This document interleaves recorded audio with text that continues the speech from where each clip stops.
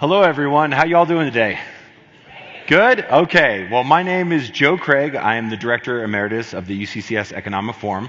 That's a fancy way of saying that I did the job for a little while until they found someone that was much better than me at it. But they asked me to stick around as well. So thank you for coming today. Today is the 29th Annual UCCS Economic Forum.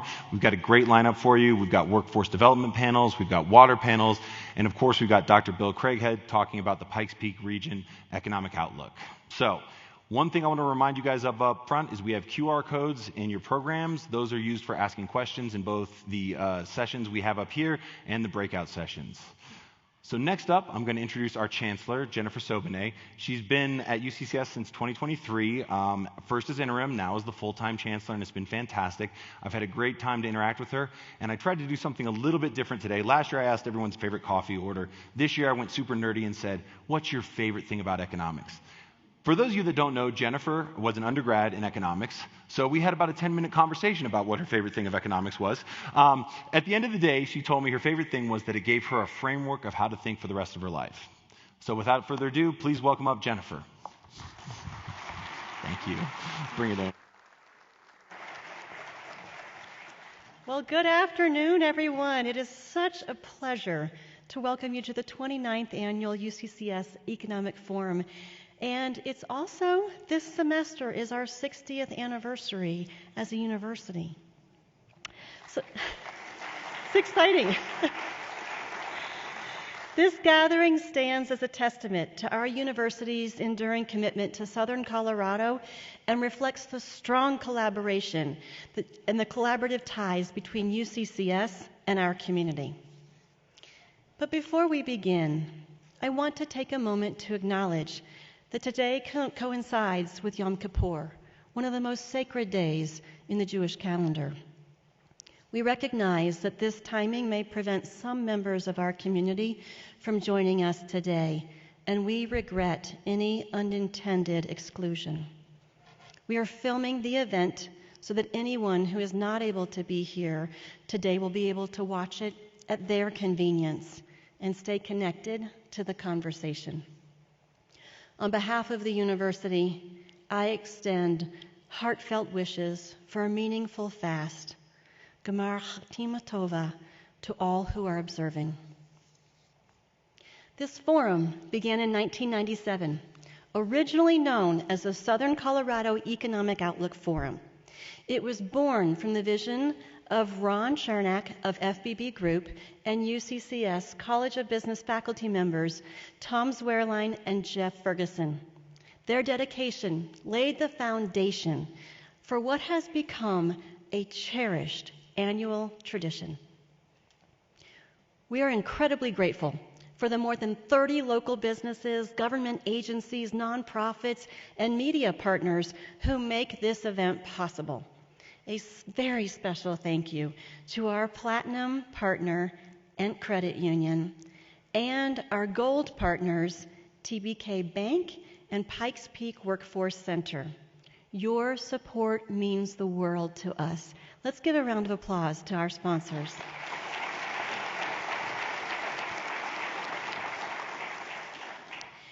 Now, the Economic Forum is more than just today's event. Our director, Dr. Bill Craighead, works year-round to track and analyze economic data, providing valuable insights into our region. His work includes the weekly Economic Snapshot video series. If you're not getting that, make sure you tap into that, and a regular column in the Southern Colorado Business Forum and Digest, resources that help our community stay informed and prepared. Let's give a round of applause to Dr. Craighead for all he does for us in this region. This forum is also a shining example of what we call Campus Community Innovation Partnerships, or CCIPs. These partnerships connect UCCS students, faculty, and our academic programs directly with the community to solve real-world challenges. They provide our students with employment-ready skills and prepare them to make meaningful contributions to the Pikes Peak region workforce after they graduate and even while they're students here with us. One wonderful example is the Impact Marketing Club, where students collaborate with nonprofits through networking and hands-on projects. They also participate in a student-led consulting program, gaining valuable experience while supporting local businesses. Our faculty are also deeply engaged in research that supports these CCIPs, addressing community needs in areas as vast as AI, cybersecurity, entrepreneurship, finance, sports governance, and supply chain management, just to name a few. Their work drives innovation and helps solve real-world problems across sectors. You'll hear more about CCIPs from our College of Business Dean, Dr. Tommy Aicher, who, by the way, it's his birthday on Saturday, so let's all be sure that we wish him a happy birthday. It'll drive him crazy. In the meantime, I invite you to consider how your organization might partner with UCCS to create lasting impact. Thank you again for being here today. We are excited today to share data, insights, and ideas that will help shape the future of our region. And maybe if you're like me, it'll help you understand our region just a little bit better through the framework of economics. And now it's my pleasure to introduce our next speaker, El Paso County Commissioner Lauren Nelson. Commissioner Nelson is a Colorado Springs native and a proud graduate of District 11 schools. She was appointed in June 2025 to represent District 5, which is the district in which we are right now. And prior to her appointment, she served on the Colorado Springs School District 11 Board of Education. Commissioner Nelson is dedicated to advancing transparency, accountability, and excellence in local government, with a strong focus on respecting private property rights and ensuring wise use of taxpayer dollars. So please join me in welcoming Commissioner Nelson to the stage. Thank you.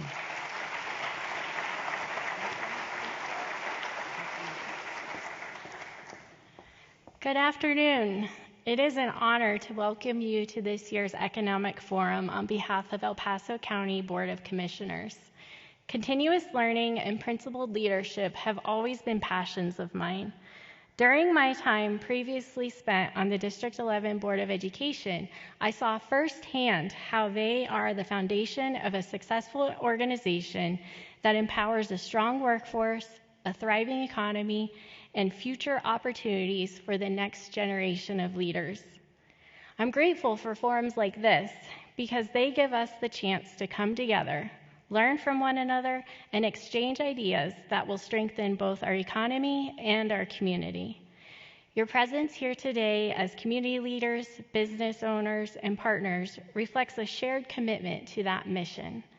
You are the entrepreneurs, the risk takers, and we are thrilled to have you with us. I appreciate the sentiment shared by economist Thomas Sowell, who once said, "But life does not ask us what we want. It presents us with options. Economics is one of the ways of trying to make the most of those options." As we gather today, we must look honestly at the options before us and work collectively to ensure we are encouraging economic growth and flourishing for the people of El Paso County. For my part as a public servant, I am committed to creating an environment where free markets can thrive with minimal government involvement. Sowell also reminds us, there are no solutions, there are only trade-offs. I really like him. In Henry Hazlitt's book, Economics in One Lesson, he discusses the misguided notion that wealth can be created by government spending, or that it will fully compensate for the wealth destroyed by taxes imposed to pay for that spending. I'll paraphrase here. The government spenders forget that they are taking the money from A in order to pay it to B, or rather, they know this very well, but dilate upon all the benefits to B they forget the effects of the transaction on A. B is seen, A is forgotten. That is why conversations like today's matter, because it is here through collaboration that we can weigh those trade-offs and turn them into opportunities that strengthen our economy. Wealth is created through innovation and hard work. It is a great responsibility to lead and influence policy. That is why it is so important for leadership to respect private property and protect individual rights. We were created with the freedom to make choices. Freedom is required for people to express their unique gifts and talents.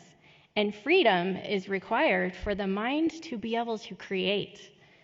In recent years, we've seen remarkable momentum in El Paso County, with partners across the region working together to build a thriving and resilient economy.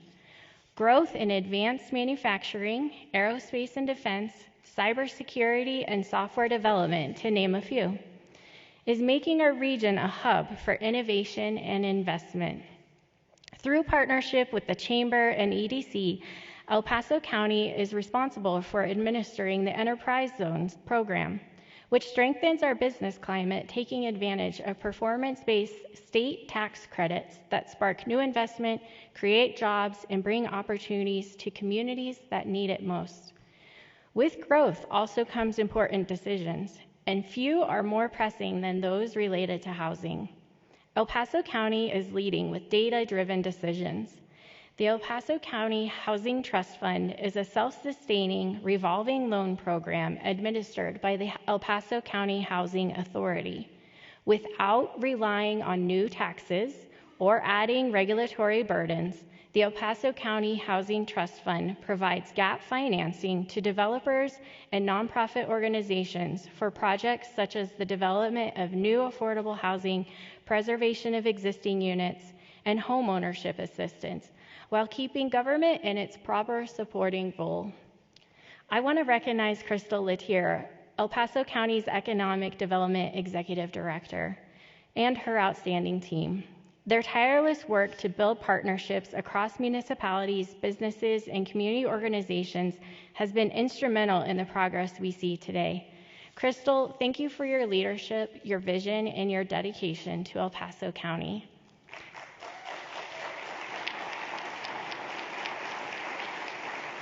She's probably going to hate me for that, but I couldn't resist. She needs to be recognized. I would like to extend a special thank you to the University of Colorado, Colorado Springs for hosting this event. UCCS is not only a key partner in higher education, but also a vital contributor to our region's workforce and economic vitality. It is fitting that we gather here today in a place that embodies the power of partnership between education, business, and the community. Let us embrace a spirit of innovation, remain grounded in the data, and keep our eyes on the opportunities ahead. Welcome to the Economic Forum. May today's conversations inspire new ideas, partnerships, and progress for our region. Thank you.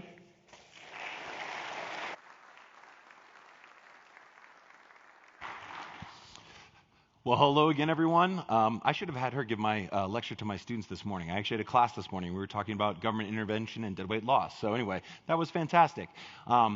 Next up, I want to remind you again about those QR codes as Alison George is giving her talk. Alison is the State Director of Housing, and I asked her briefly what her favorite thing about economics was, and it was that it's all based on a crystal ball. So without any further ado, please welcome up Alison. Innovations. AI. Good job. Streamlining. Change. Disruptors. All of these things impact our housing markets.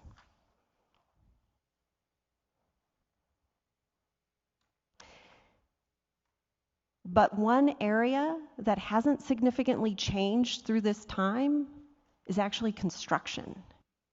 We've had innovations, but we haven't had that silver bullet that has really changed how we significantly do things quickly, more rapidly.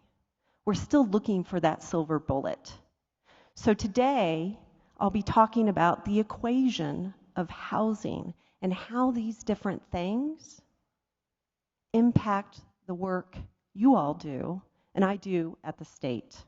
My name is Alison George. I'm the director of the Colorado Division of Housing in the Department of Local Affairs.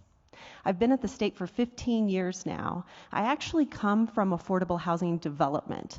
I worked for the country's largest for-profit affordable housing developer and the country's largest nonprofit affordable housing developer, which really guides my perspective and how I look at these challenges that we face. So as we look at the, let me get started here. Yes. As we look at this equation, I want to do a little bit of level setting, okay? Talking about supply, talking about demand, talking about how that equals affordable housing or not, okay? How the state and how government actually might fit into this equation. And then we'll talk about the housing market when it's left on its own. And of course, then looking forward into what the future might look like.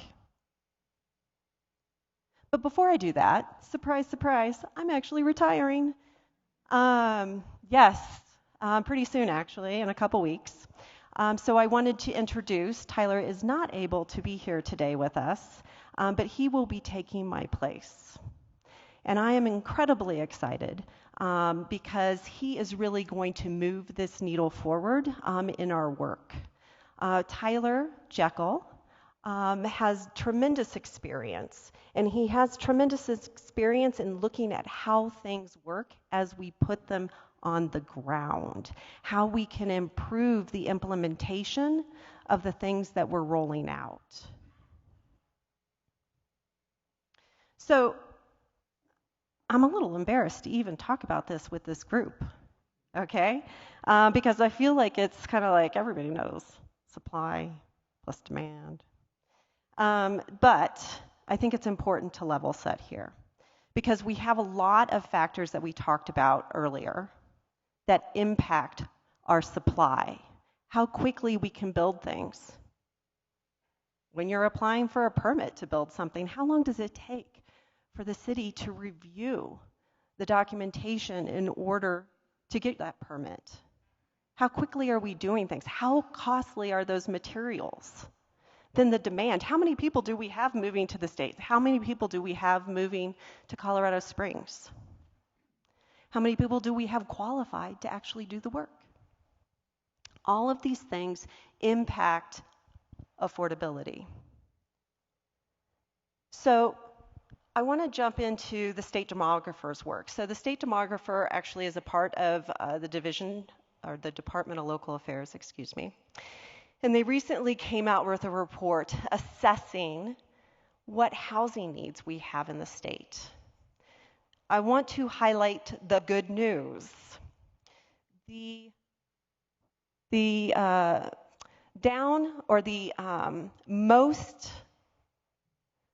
largest gap that we've had was in 2019, when we needed 140,000 units throughout the state for housing units. I'm excited because that's actually been reduced by 25%. So now we have a need of 106,000 units. It's still significant. In order to maintain that, we have to build 34,000 units a year. Sounds like a lot though, doesn't it? It is. The reason we were able to catch up is because we actually, for the last 3 years, up to 2023 actually, between 2019 and 2023 to be specific, and the state demographer would really want me to be specific, let me tell you.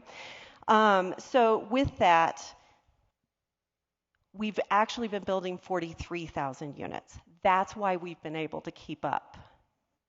So the state demographer is looking very closely on an annual basis as we get numbers to keep track of what we need to continue building, okay? This is the market that is doing this. This is not the government controlling how many units we build. So what can we do as a state to incentivize these things? Now, a part of this report, they reference the National Low-Income Housing Coalition's affordability gaps.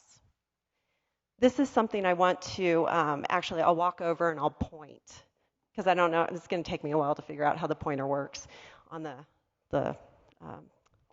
little thing I have here.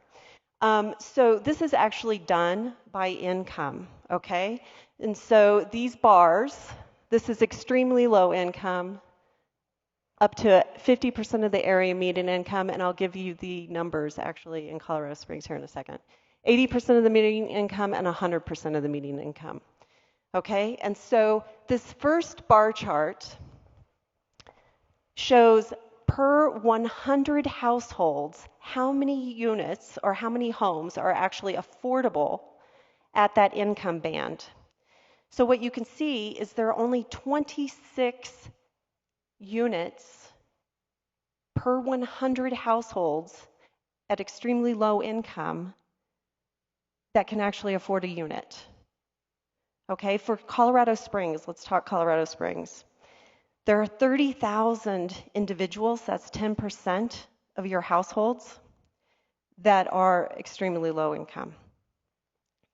That's people making below $27,000 a year.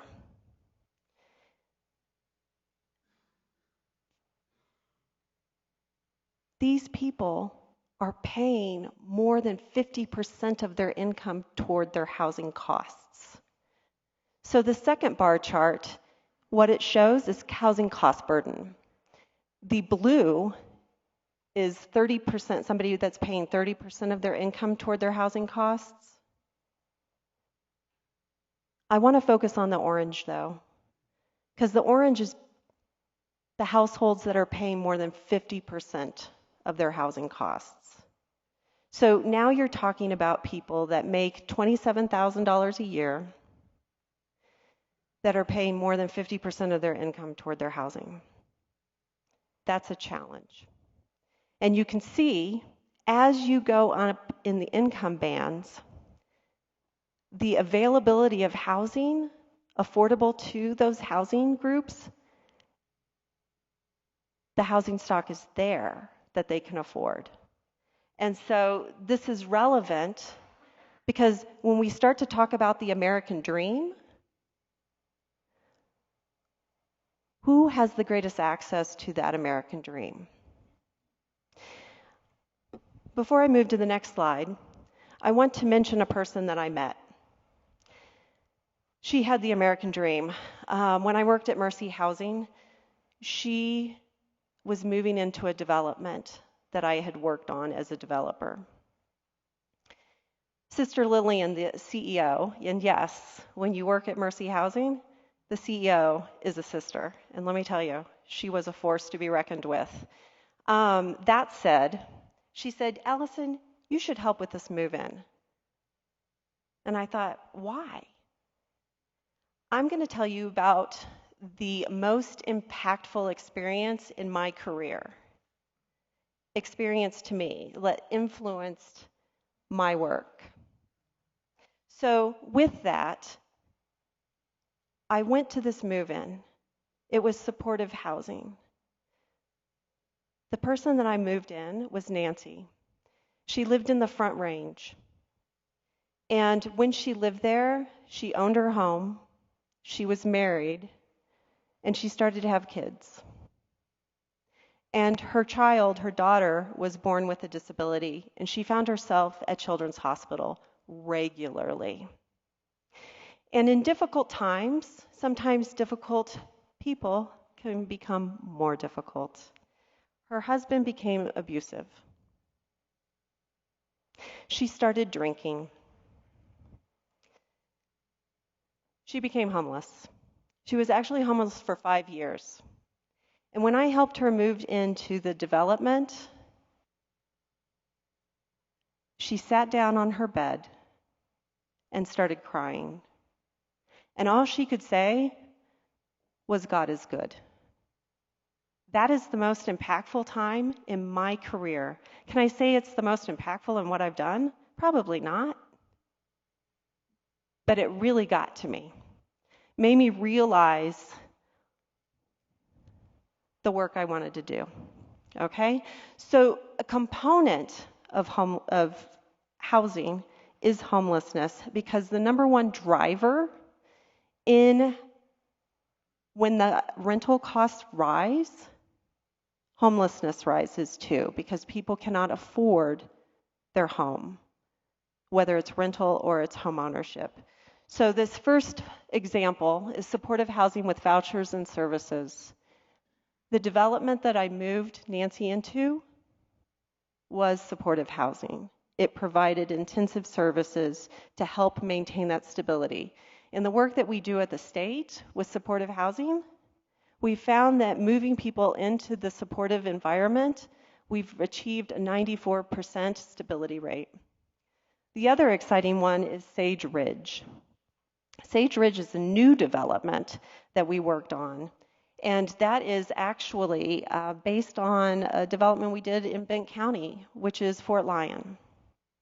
Fort Lyon is for people coming from homelessness with addiction issues. And so Sage Ridge is building on that. Actually, with Fort Lyon, we did it in 2013. Since then, we've served over 3,000 people addressing their issues in addiction. And Sage Ridge will expand on that. But building on that, we are adding specific detox services based on the work that we've done. So I want to take a step back, because that can be the ultimate impact that we really don't want. So what can we do regarding the factors that change affordability? So interest rates are up, land costs are high, wages, material costs, zoning, all of these things are the factors that impact how we can enter the market, how we can sell homes, how we can build housing.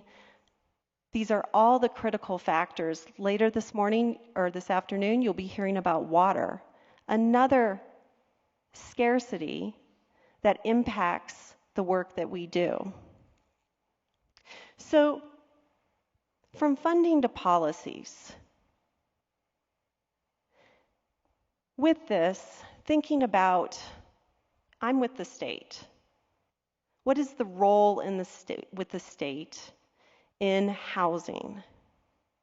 I can tell you one thing. Government should not be taking the place of market. Market can operate on its own. Government and the place with the state, it's looking at where the people are not being served, where the market does not serve. And so focusing in on the work that we do, looking at funding, but funding's not going to solve all problems. We have to streamline things. We need to make things more efficient. Looking at the influences with policies. So at the Division of Housing, we do everything from emergency shelter assistance through down payment assistance. We provide funding for these things. We're the statewide housing administrator. We do housing vouchers. We serve over 11,000 households on an annual basis with housing vouchers. We also regulate mobile home parks and the factory-built housing. There have been incentives over the last several years about how can we bring back factories into our state, because we're looking for those silver bullets that are going to do more housing more quickly so that we can address these challenges that we have in our communities needing more housing. So these are a few examples. Bentley Commons, actually. This is one that we'll be celebrating the grand opening in just 5 days, actually. We provided over $9 million to help build 192 affordable apartments. Launchpad is actually supportive housing for youth experiencing chronically homeless, which is challenging when you think about youth and the fact that they have already faced those challenges to that degree. But 50 units, and we provided almost $5 million to make that development happen. Rocky Mountain Community Land Trust going into acquiring housing so that we can have that long-term affordable home ownership options. And then, of course, down payment assistance. These are all things that we're working in the Colorado Springs community, providing these funding options. Now, with COVID, there were significant funds, and the state decided to invest significant dollars into our communities around the state. And so the state, because we got funding, we ended up putting $85 million into development. When we looked at that, though, we actually got more money. And we knew, as state government, we were not the most efficient to get those dollars out the door. We do administer revolving loan funds, but we know we have partners with CDFIs that can do it more quickly. And so what we did was we split the money in half, and half the money went to our partner CDFIs for them to administer, and then half then went through the Division of Housing. And so these are some examples, one in Ouray, Frederick, and then of course Frisco, our future of housing around the state. Now, this is the big one. Proposition 123. In 2022, Coloradans voted to invest in affordable housing. So annually, up to $327 million can be invested in affordable housing. The Division of Housing is focused on homelessness and home ownership. Our partners over at OEDIT, Office of Economic Development and International Trade, are focused on loan programs in rental housing and land banking. So with our programs, it's incredibly exciting to be able to report out that we're able to serve over, if you hold on one moment, we received, well, let me say, with the first year of funding, we're doing over 1,100 affordable housing units and serving over 81,000 households around the state through the Division of Housing. These resources go a long way in serving our communities. But it's not just about money. The other thing that Prop 123 did was it was intended to provide incentives to our local communities to build more, to build faster. And so communities had to set goals in order to build more housing, improve their housing stock to make it more affordable across all of those bands that we discussed earlier, or I mentioned earlier. Okay? The other component of it is, after 3 years, local governments have to commit to a streamlined process for entitlements. That's critical.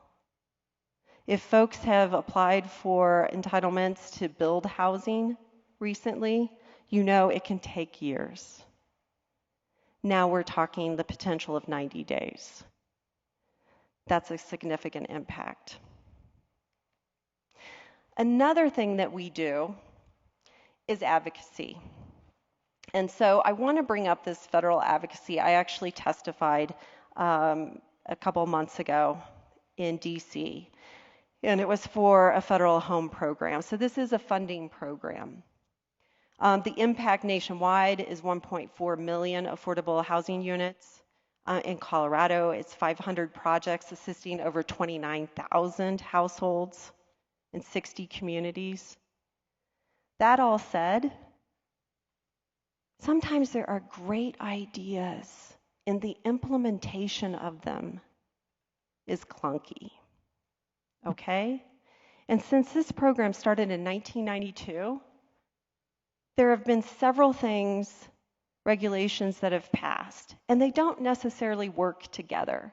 And so what I was actually testifying about was about improving the program.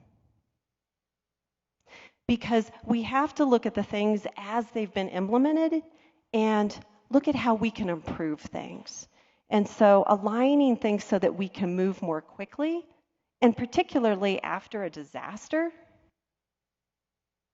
when we need to be addressing the housing needs of people in our communities, we can't have regulations slowing us down.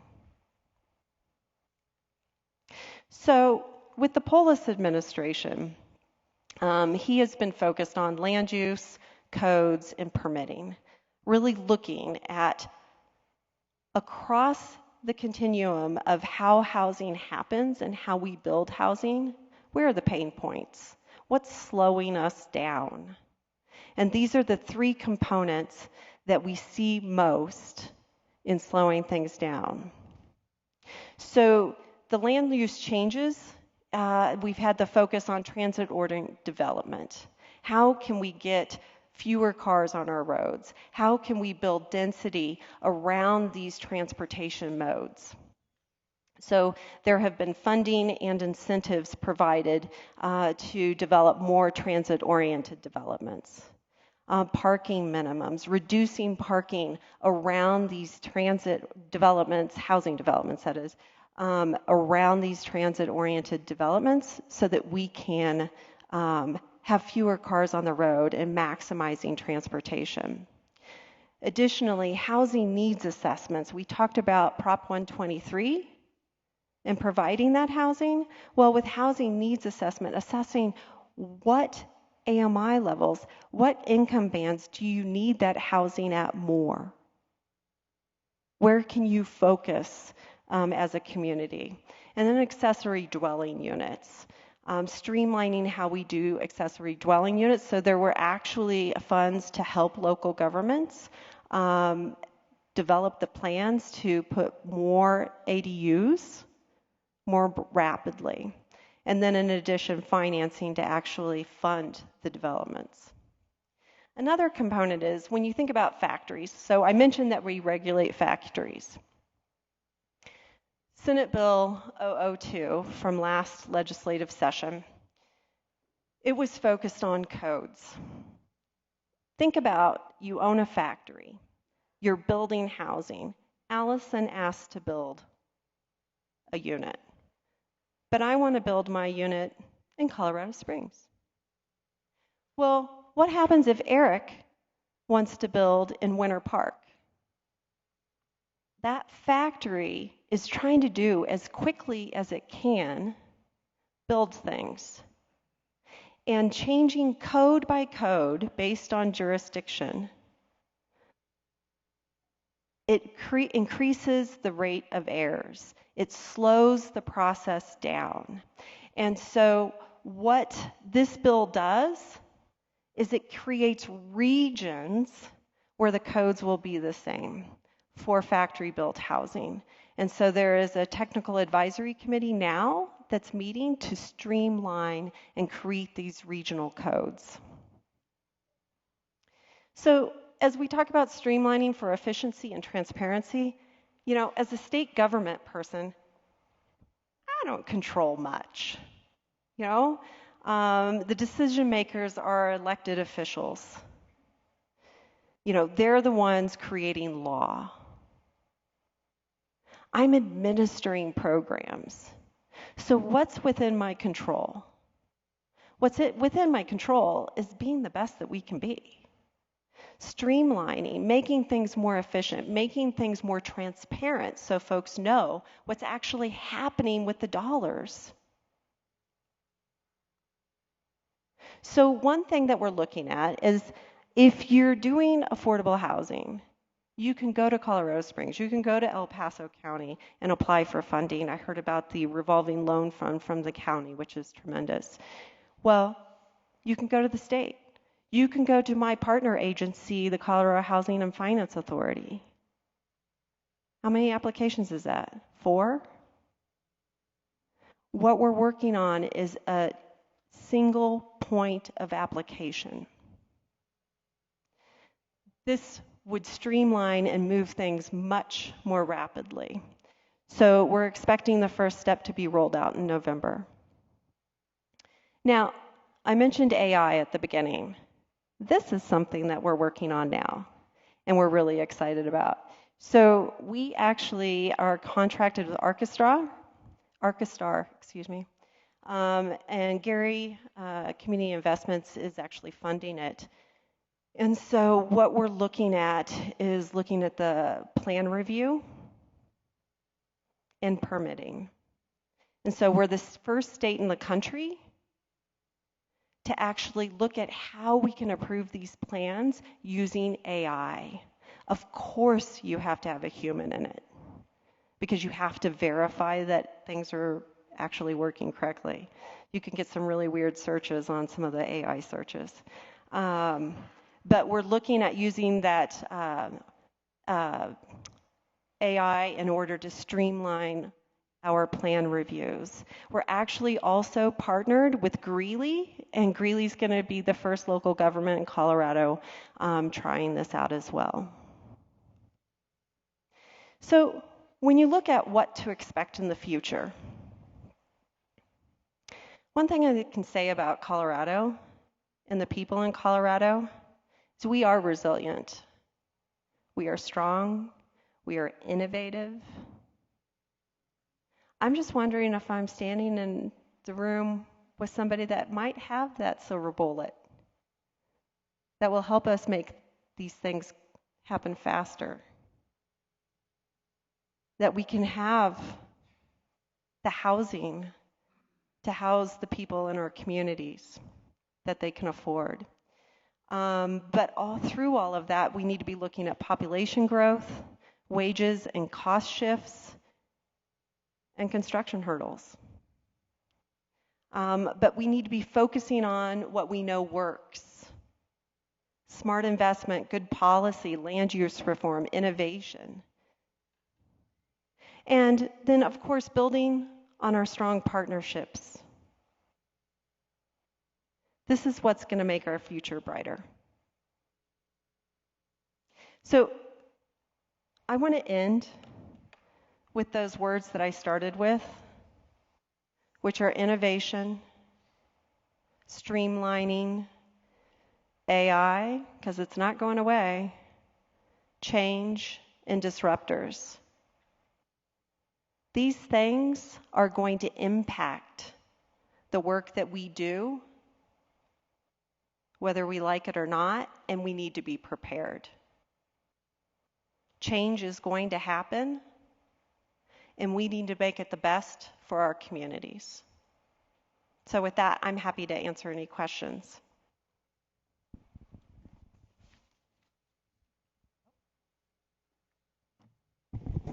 All right. Hello, everyone. My name is Brett Forrest with KOAA News 5. So I'm handling the Q&A portion now. We do have time for a few questions before the next session and break. So I have the form pulled up here. If you're sending any questions at the moment with that QR code, I can try to get to them. Otherwise, we do have a few we can start with pending time. First of all, let's have a round of applause for Alison George for that great presentation. All right, so I'll start with this question. With the state's budget deficit and the big hole that lawmakers are trying to plug, how is that going to trickle down and affect a lot of the housing programs you just mentioned? I know Prop 23 might be losing some funding next year, so can you talk about that? That is a great question. And so the way Prop 123 was actually written is that the first cut to Prop 123 actually is looking at funding that would be focused on the future. So things like land banking. When we first started this effort, we were like, got to think about the future and need to, buy land so that we'll have land for future affordable housing. Well, when the budget gets so tight, land banking is the first thing to be cut. And so what has been proposed is that the land banking in Prop 123 be reduced and some of the concessionary debt to be reduced. The Division of Housing, the funds that we administer, are not actually proposed at this time to be cut because the funding that we are administering are direct to individuals. It's not that future focus. It's looking at down payment assistance. It's looking at home ownership opportunities, homelessness and vouchers, that type of thing. And so there is a proposal to cut a little over $100 million from Prop 123, and that will be focused on the land banking and concessionary debt at this time.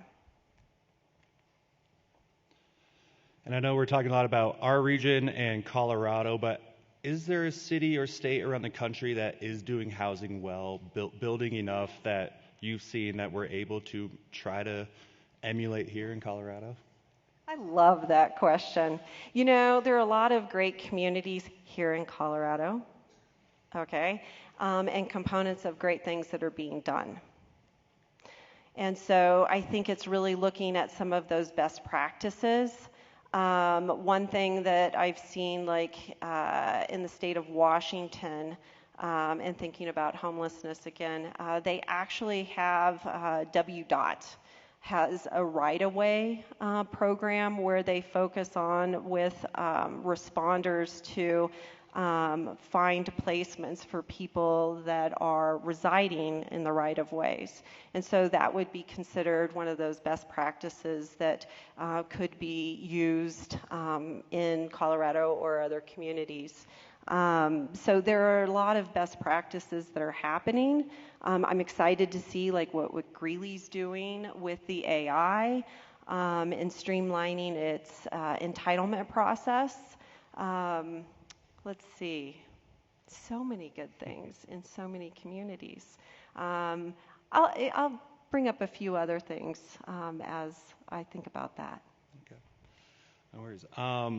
And kind of putting you on the spot with data knowledge, you mentioned the 106,000 units short in 2023. Any idea if we've decreased that even further in the years since? That's a great question that I'm actually worried about.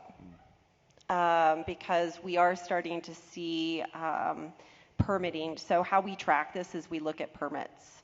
And so we're starting to see the pulling of permits slow down. And my concern with that is it tends to mean that we are headed for more challenges. And it's something that the state demographer will be looking at closely. But what they do is they look at data that they can validate. And so 2023 is the earliest year that they can validate, or the most recent year. And this is probably the last question due to timing, but kind of more of a philosophical question. You mentioned the American dream. And we hit our record high median sales price here in the region in June. It's decreased a little bit since then, but would you say the American dream is out of reach at this point for a lot of people? Oh, it's definitely out of reach for a lot of people. And it hurts me. This is my life's work. I love to celebrate. Yes, I'm talking about Greeley quite a bit. I was actually in Greeley on Monday and toured Habitat for Humanity's Hope Springs development. And just seeing people have that opportunity for the American dream is beautiful. But the amount of money that it takes for a salary is just getting higher and higher, which is truly unfortunate. And so that's why it's going to take looking at policies, looking at streamlining, looking at funding as well, in order to, make these things possible for more and more families. We don't have that silver bullet. And, I really hope one of you knows what that silver bullet is. But it's something that we're wanting to aspire to. Okay, well, again, thank you, Alison George, and congrats on your retirement. And one more round of applause, and thank you, everyone. Time for your break before the next session. Thank you.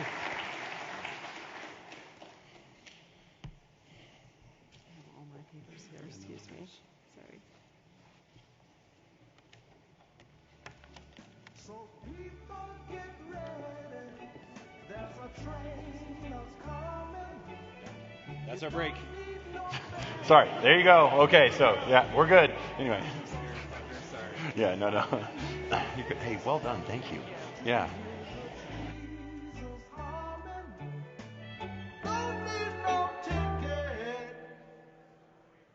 You just thank the Lord.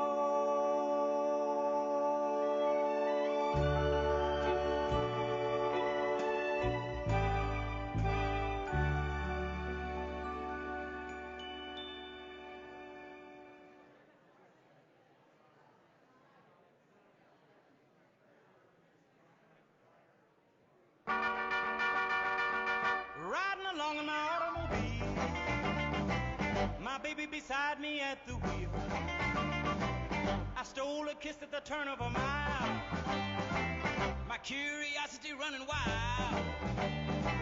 Cruising and playing the radio, with no particular place to go.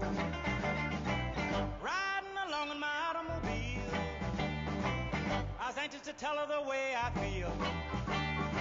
So I told her softly and sincere, and she leaned and whispered in my ear, cuddling more and driving slow, with no particular place to go.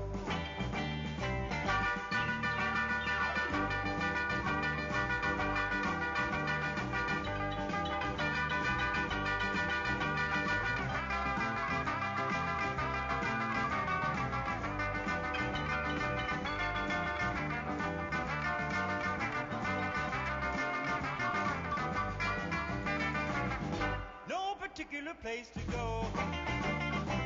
So we parked way out on the Kokomo. The night was young and the moon was gold, so we both decided to take a stroll. Can you imagine the way I felt? I couldn't unfasten a safety belt. Riding along in my calaboose, still trying to get her belt to loose. All the way home I held a grudge for the safety belt that wouldn't budge. Cruising and playing the radio, with no particular place to go.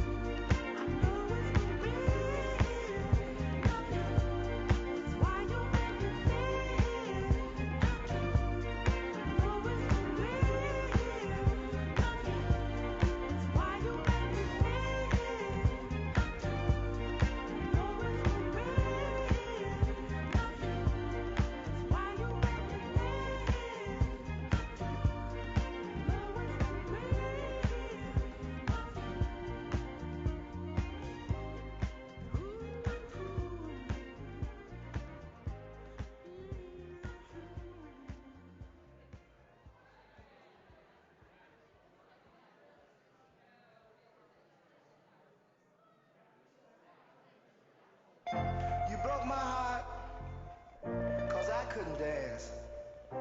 You didn't even want me around. And now I'm back to let you know I can really shake 'em down. Do you love me? I can really move. Do you love me?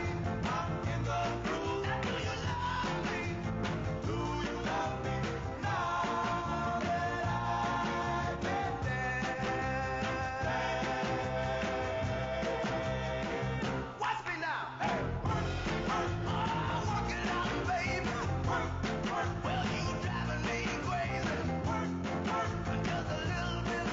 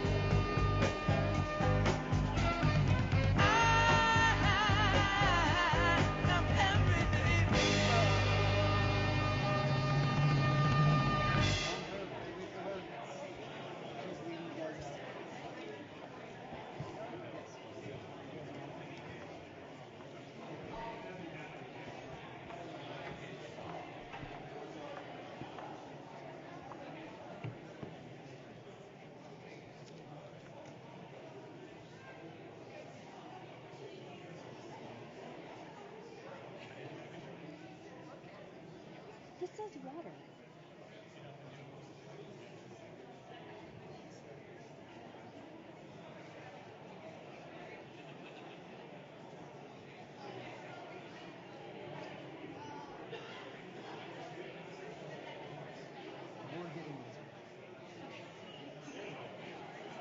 That should be pretty much. We can bring that if we need to, but I'd say just start talking about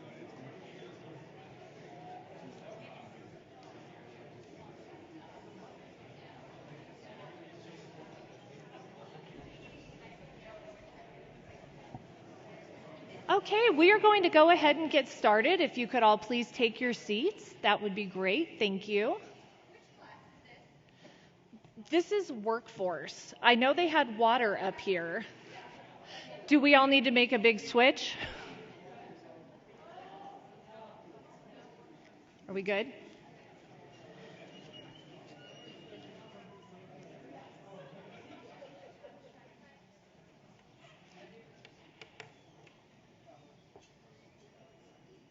Okay, it looks like there might be a few people making a switch.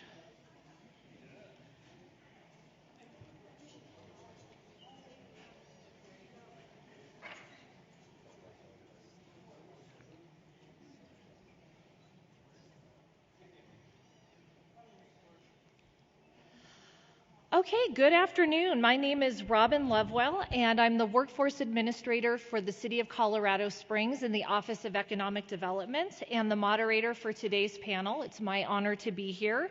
And the panel is Building a Stronger Workforce, Challenges and Solutions for Colorado Springs.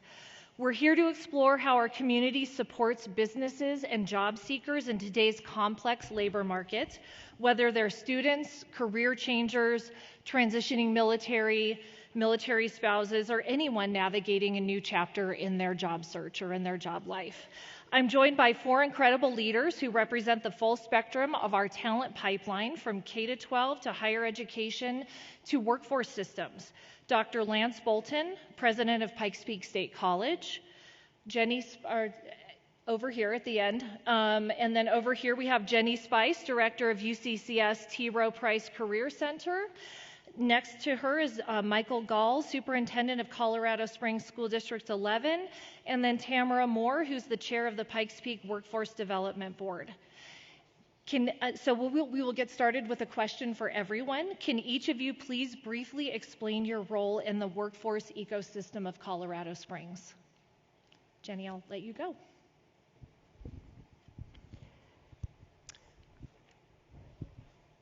Oh, it is on. Good.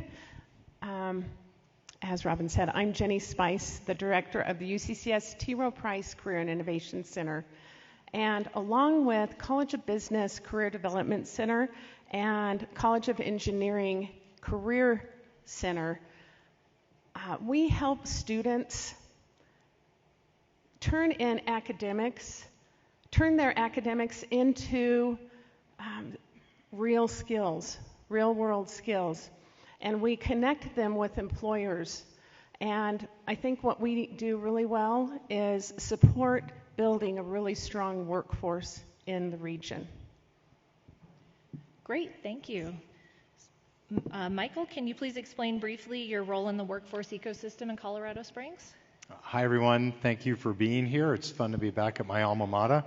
None of these buildings existed in 1997 when I got my master's at UCCS, but it's great to see how much is happening in our community here for education. I think District 11, we serve primarily as pipeline for workforce. We graduate around 1,500 seniors a year. If I think about just District 49 and District 20 at similar size, that's 4,500 kids graduating every year that are either going into higher ed or straight into workforce. And then we're also, we're a recipient of that own pipeline. I employ 4,500 employees, 1,500 certified teachers, and again, if you take that to scale of the other large districts in the region, that's 5,000 teachers, and nobody's making high-quality teachers as much as they used to. So I think District 11 sees itself as one primarily we would love to be seed and opportunity for any and all industries. And two, we want to solve our own problem by growing some of our own solutions. Great, thank you. And Tamara, your role in the workforce ecosystem in Colorado Springs? Great. Hello, I'm Tamara. I'm representing the Workforce Development Board and the Pikes Peak Workforce Center, which represents both El Paso and Teller counties. And what we do is provide services for employers in the region and job seekers. And we convene our educational partners, government partners, and businesses to solve the region's talent workforce pipeline. It's a little bit interesting. The workforce program reports up through the county. It's overseen by two El Paso County commissioners, Commissioners Wysong and Applegate, and Teller County Commissioner Bob Campbell, which oversee our policy and our fiduciary responsibility, but we are a federally funded and state funded program. Long-winded answer. Thanks. Great, thank you. And same question, Lance, your role in the workforce ecosystem in Colorado Springs. Yeah, thank you and good afternoon. I want to just start by thanking the organizers for inviting me and all of us. We're really glad to get to be here to engage with you, and thanks for being here. When I think about that question, I think I've often used the metaphor that Pikes Peak State College produces the fuel for our economy here in Colorado Springs, and that fuel is in the form of workforce. So we have and enroll on an annual basis about 20,000 students a year at Pikes Peak, and more than half of those students are in programs that are designed to put them directly into the workforce. So we would call those career and tech ed programs. So it's healthcare, it's technology, it's things like automotive technician and construction. So it's the jobs and the training that the people that really help make the infrastructure of our city work. They're coming to Pikes Peak State College and going out and filling those jobs and making our local economy happen. Fantastic, thank you. So with opening questions, I've got a couple questions that I'll pose to the whole panel, and then we'll go on to individualized questions. So to the whole panel, what's one thing you wish more employers understood about the current talent landscape? And we'll start over here with Jenny. I think it's important to know that students here at UCCS balance school, work, and families. They gain skills from projects, leadership, and service, and they aren't only about paid jobs or internships. It's important for employers to understand this piece, and if you understand that piece, I think that you have a great access to some really wonderful, diverse, motivated students here at UCCS, and hope that their skills will match what you need for your jobs. Okay, thank you. Yeah, I have a lot to say about this next generation, and I don't think it's much different than all the things that our parents said about us when we were in high school. So I think the first thing I would say is remember that. I call that turn that music down. You know, I think every generation screams either upstairs or downstairs to teenagers to turn the music down. I do feel that the disconnects are getting, or the gaps are getting wider in both opportunity for our students to explore workforce in the safety net of their K-12 experience, and I think that's a challenge that hopefully groups and individuals like you can help us overcome. We're restructuring all of public education around that idea. Our basic metric for high school is every kid graduates with a plan. I don't really care what the plan is. I will help you influence that if I can. We opened a Future Center in each one of our high schools, which is different than going to the counselor's office because it's a central, neutralized space that is filled with college, career, and technical opportunities that kids can dream and explore. And I'd be fine if a kid gave me a different pathway that they wanted to be on freshman year, sophomore year, junior year, and senior year. And then if they graduated and did none of those four, we've succeeded. Because we've saved that child and that family likely hundreds of thousands of dollars of loans and or failed certifications and experiences. So I think it's about, let's take some chances, let's create some partnerships, and we're happy to share some more of the great things that we're doing in D11 with both UCCS and with Pikes Peak State College. Because if we just keep waiting, our kids are going to become as disenfranchised as we were when we graduated and as our parents were when they graduated. And I think the risk is just too great now for us to continue to let that gap widen. Thank you. Tamara, again, the question, what's one thing you wish more employers understood about the current talent landscape? I think what's interesting is when we all watch the news, whether you're a job seeker or employer, it can really bring up some fearful thoughts as we look at the economy. When I looked at the September job openings this morning, it's about the same number of job openings as this time a year ago. So even though we're starting to tell a story in our head, there's still lots of opportunities, and I don't think we've seen that we have a people shortage. There's so many great candidates in the area and so many great opportunities. I think we have a translation problem on job seekers trying to identify the skills that they have and employers trying to identify the skills that they need beyond degrees and certifications. And so I think what we want employers to know is how much help is available for job seekers and employers to start to translate that, because when you have a job description with those really rich skill-based descriptions, it starts to tell a story, and then we can have a match. So don't get disheartened. Thank you. Yes, skills-based hiring is definitely something that we're talking more about with businesses and helping job seekers to understand that. So same question, what's one thing you wish more employers understood about the current talent landscape? Yeah, thank you. I'm reminded by Michael's comments that I started a State of the College address a few years ago with a quote about the lazy and disrespectful younger generation, and the quote was actually from Aristotle. And so we've been doing this for thousands of years and complaining about the next generation down.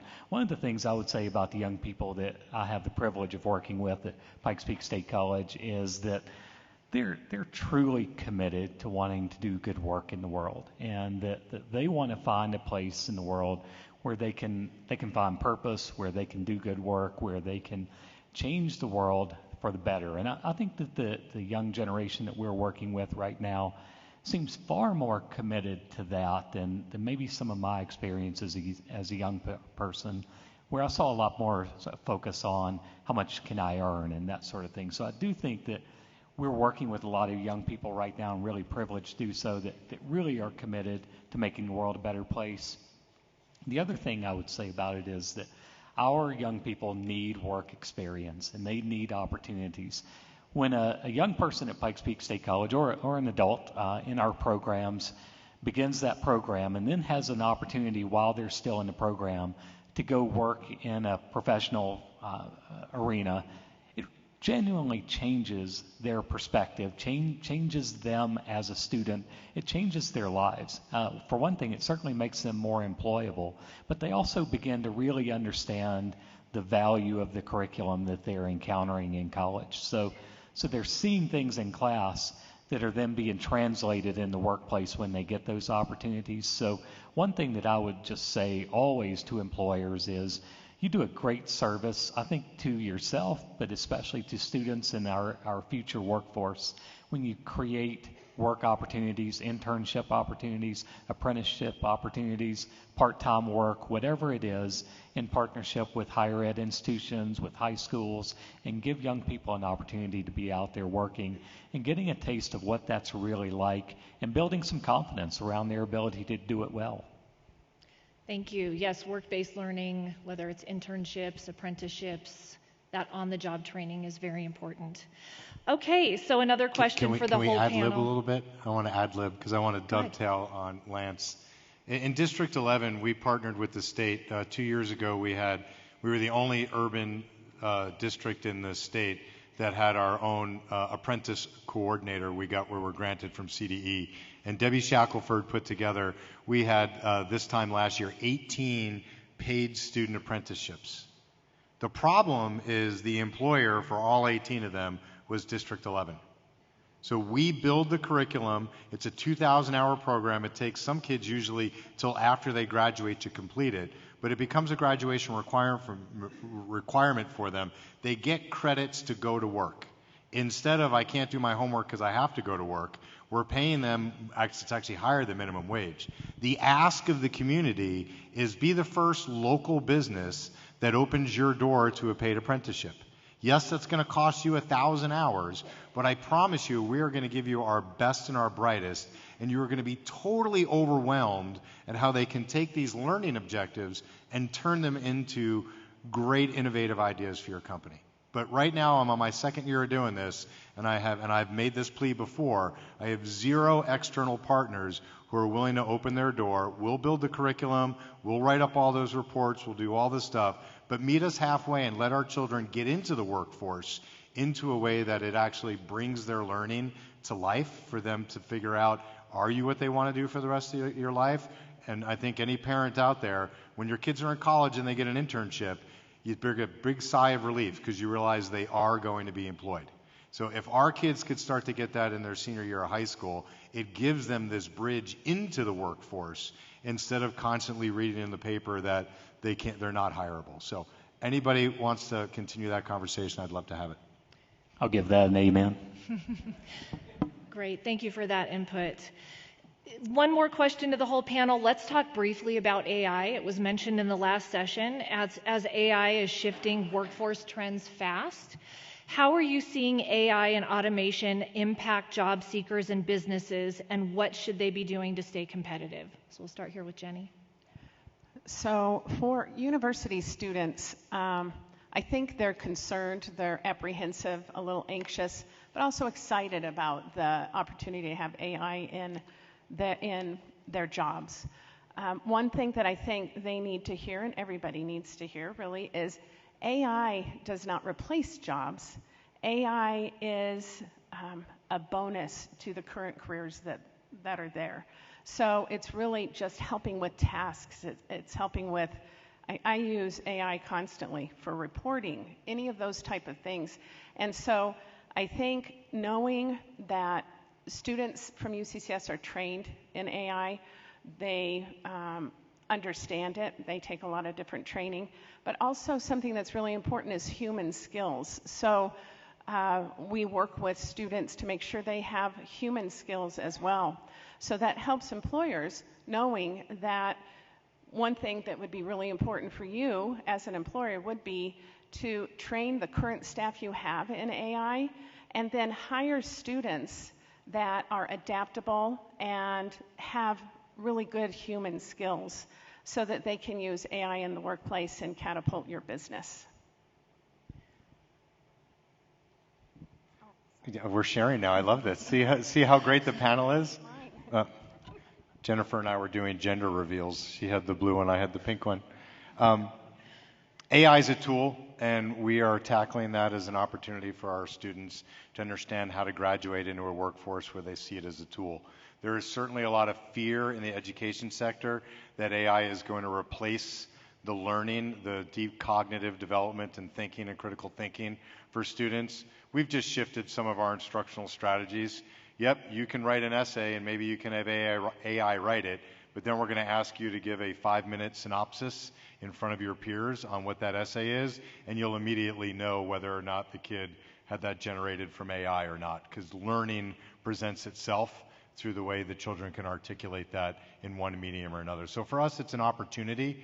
I would go back a generation ago. I'm certain people had the same fear about the internet. I'm so old that I remember, a pocket full of dimes at the copy machine at the public library was seen as a massive advantage in technology because you didn't have to wait for the encyclopedia to come free and take it home. You could just copy the 5 pages or look in the microfiche. So I think we have to not be fear-based, see it as an opportunity. If we treat it from a fear perspective, then our kids will get outrun by it, and then we'll be the ones that are left behind. So we'll use it as a tool, and I appreciate it the same way you spoke to the same regard. Okay, now I'm thinking about how VHS, we are all going to stop going to the movie theaters. Thanks for that. I think what we're seeing is AI is flattening everything. So employers are starting to see every resume looking very similar. Job seekers are seeing every job description starting to look similar because AI is talking to AI. And I think the only thing that's left is what is our unique human fingerprint that we bring from our life story to the workplace, or as an employer, what is our story, our unique story that wants to be told? Because I was sitting at a workforce development conference in DC, and a futurist came on and he said, the job of a futurist is kind of laughable. Like, who would have thought Taylor Swift would have been the #1 influencer in the NFL? Like, no one can predict that kind of stuff. So he said what's interesting in this world where AI can be an expert and fabricate almost anything, the currency of the future will be our relationships that we have with each other, because I know that I can trust Lance because I know Lance. I have a relationship. So I might be hearing something that I've read, but if I go to him, I trust him. So I think it's going to be what you can do is how do you tell your story? And how do you make connections? And if you haven't, as an employer, been to Jonathan Liebert's monthly free Better Business Bureau AI workshop that he has, it's really a shortcut to go through the tools, what you can do, because it is so phenomenal AI about automating routine tasks, which can really be an efficiency saver. So make sure you do that if you haven't already. Well, hey, fellow panelists, great answers, all three of you. And I'll just add a little bit from our perspective.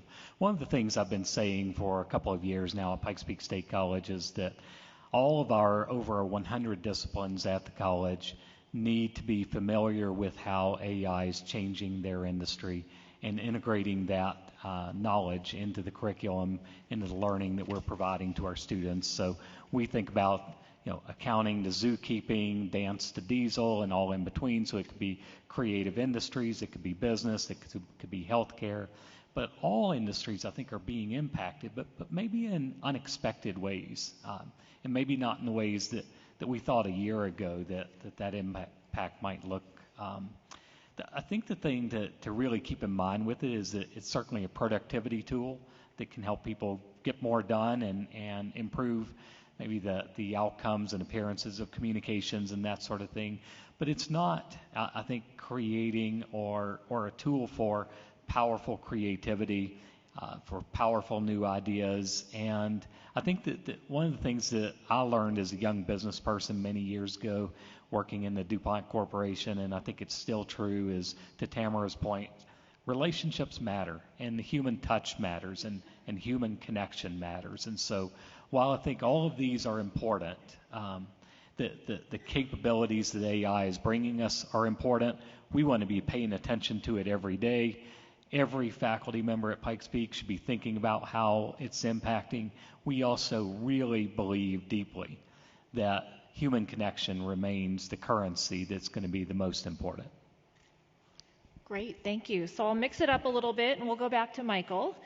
And can you tell us a little bit about how D11 is preparing students for both college and career pathways? Yeah, I'll start with the traditional role that you all know about, CTE and pathways. We are literally doubling and tripling those opportunities. This idea that every student has a plan. Any home builders association or developers out there, our careers in construction. At Coronado, we build a double wide in the parking lot, donate it to Habitat for Humanity. Usually takes 18 months to build out. But in the 6 years that program has been in place, we went from 77 kids signed up to 182 kids signed up. Now that's great because our kids are getting hands-on experience. Our certifications have been awesome as well. We went from, I think, 15 or 20 certifications that first year to over 300 in this last year, because we're figuring out ways to get multiple certifications without having to have them be unique individual classes. And they do translate to job placement, so I'm pleased at that pathway because I think we placed about 45 kids last year into actual construction-related employment opportunities. But it should be higher, and it should be the choice of the student to say, actually, I want to pursue higher ed, and then come back at a different entry level into that space. So we want to build those pathways out across the other sectors that exist, particularly in our local economy. And I want to focus on two areas there that we really just changed the school model, and both of those are a partnership where we put the student learning in the middle, and then we put the K-12, the higher ed, and the industry around it. So if you envision a triangle, the students in the middle and the three sides of the triangle are a K-12 experience, higher ed, and then the local economy. The first example of that is right here at UCCS. Down the street on North Nevada is the O'Neill UCCS cybersecurity space. In the back half of that building this year, we opened the Colorado Springs School of Technology. We took 50 ninth graders in, and these are kids that, my joke is, if your kid decodes your computer as soon as you get it, or solves a Rubik's Cube when you put it in their hand, or unbends a wire hanger and turns it into a pterodactyl, this is where these kids need to go. And these kids are getting real life experience, one by highly qualified high school staff, and exposure to dual and concurrent enrollment, so they're getting college credits for the high school classes that they're taking through our UCCS partnership. And then they have all of that cyber lab, and there's cyber space SciAcs in there, NCCs in there, exponential impacts in there. And so these kids are getting exposed to the actual workforce while they're just in high school. And so they, every Monday they do, I think they renamed it, but it's basically a Mission Monday, where industry comes in and gives these kids a project, and they work on that project for the whole week. So just like you would in a real work environment. So instead of rows and columns and worksheets, these kids come in. I was there one day 2 weeks ago, and they were arguing over which galaxy they wanted to slew a telescope in South America to look at overnight so they could analyze it together in the morning when they came back to class. And actually the name of the company that does that is called SLEW, so if you're looking for a great way to get free telescope time. But we had ninth graders arguing over which galaxy they wanted to study. So putting that space, and the other partnership we have is with my very good friend. Lance is the first person who took me to lunch the first day I got here. He saw me as a ripe opportunity, and I appreciate that. We announced starting this year that we're converting Lance's Pikes Peak downtown campus into a teacher's college. And we're starting that uniquely and specifically to support our teacher cadets in District 11. So now, again, my teacher cadets can get college credit through Pikes Peak State College at their downtown campus, and then come and student teach in our elementary and middle schools, which might be the very school that they went to just a few years ago. And because of the philanthropic support and the state, you can do all 4 years at Pikes Peak to graduate with a bachelor's degree in education and not pay for any of it. So we're surrounding the opportunity around the student. And if you think about this linearly, the way the system's built right now is we make the student navigate all the other systems. You got to go to higher, you got to go to K-12. Sometimes you go to 2 different districts because of choice. Maybe you went to a charter school, then you got to pick your higher ed, and then you got to figure out if you're going to get a job. And every time we pass that baton off, the kid isn't ready. So what if all the people who own the baton were around the child instead? So we hope to be announcing maybe a medical opportunity as well. How can we do that for aspiring people that want to get into the medical field? I already told you that we're doing some of that in careers in construction, but we have to stop thinking about the process being the goal. The product is the goal. The diploma isn't the end, it's the beginning. So how does every kid graduate, again, where I started, with a plan of how they're going to enter into the middle part of their own lives? I'd love for them all to stay in Colorado Springs. We were all that age and nobody wanted to stay. But a lot of people come back, and wherever they land, Having those real life experiences with partners like UCCS and all the folks up here that help supply it and Pikes Peak State College just gives kids a tremendous leg up. And so I'll just end with what it shouldn't be. It's not on the high school to solve this. We should not be putting in more hydraulic lifts in every high school for kids to figure out how to turn a wrench and change a spark plug. We ought to be going to every dealership in town and saying, can we have one bay for just 4 hours Friday afternoon or Thursday morning, whatever time works for you? And can you actually teach our kids the soft skills that if they don't show up with their shirt tucked in and their, McCombs Chevrolet hat on the right way, that they can't come to class? Because when you just make automotive supports a high school thing, then it becomes the thing that the only kid who goes there is the kid who doesn't have anywhere else to go. But if you were to tell an aspiring kid on a robotics club right now that they could go work at a Mercedes dealership and actually be inside that automotive bay and see what it takes to build and fix and sell cars, you might motivate that kid to actually be the next person who invents the most incredible thing for automotive industry. So we have to seamlessly bring this together around the child. That's where I'll close. Thank you. Great, thank you. So we'll go to Jenny. Jenny, what trends are you seeing at UCCS in student career interests, and how do they align with local labor market demand? Yeah, so I think the trends that we're seeing are students having a really strong interest in cybersecurity, engineering, healthcare, business, and psychology. And in those areas, we have tons of different programs that can meet workforce needs within the community and the nation. So these are really, it's interesting how students follow the flow of what's happening in the nation with really not even realizing it. I think it gets planted in their head and then they're interested in it. So, for instance, our healthcare, we have some programs that are really leaping and bounding ahead of other places. We've got a DO contract with UNC that we're going to start trying to help students that are interested in being a DO go to UNC and go to their program. We have a Doctor of Physical Therapy program. We have a new radiology tech program coming out. There's so many different things that are happening at UCCS that are building upon what our regional workforce needs.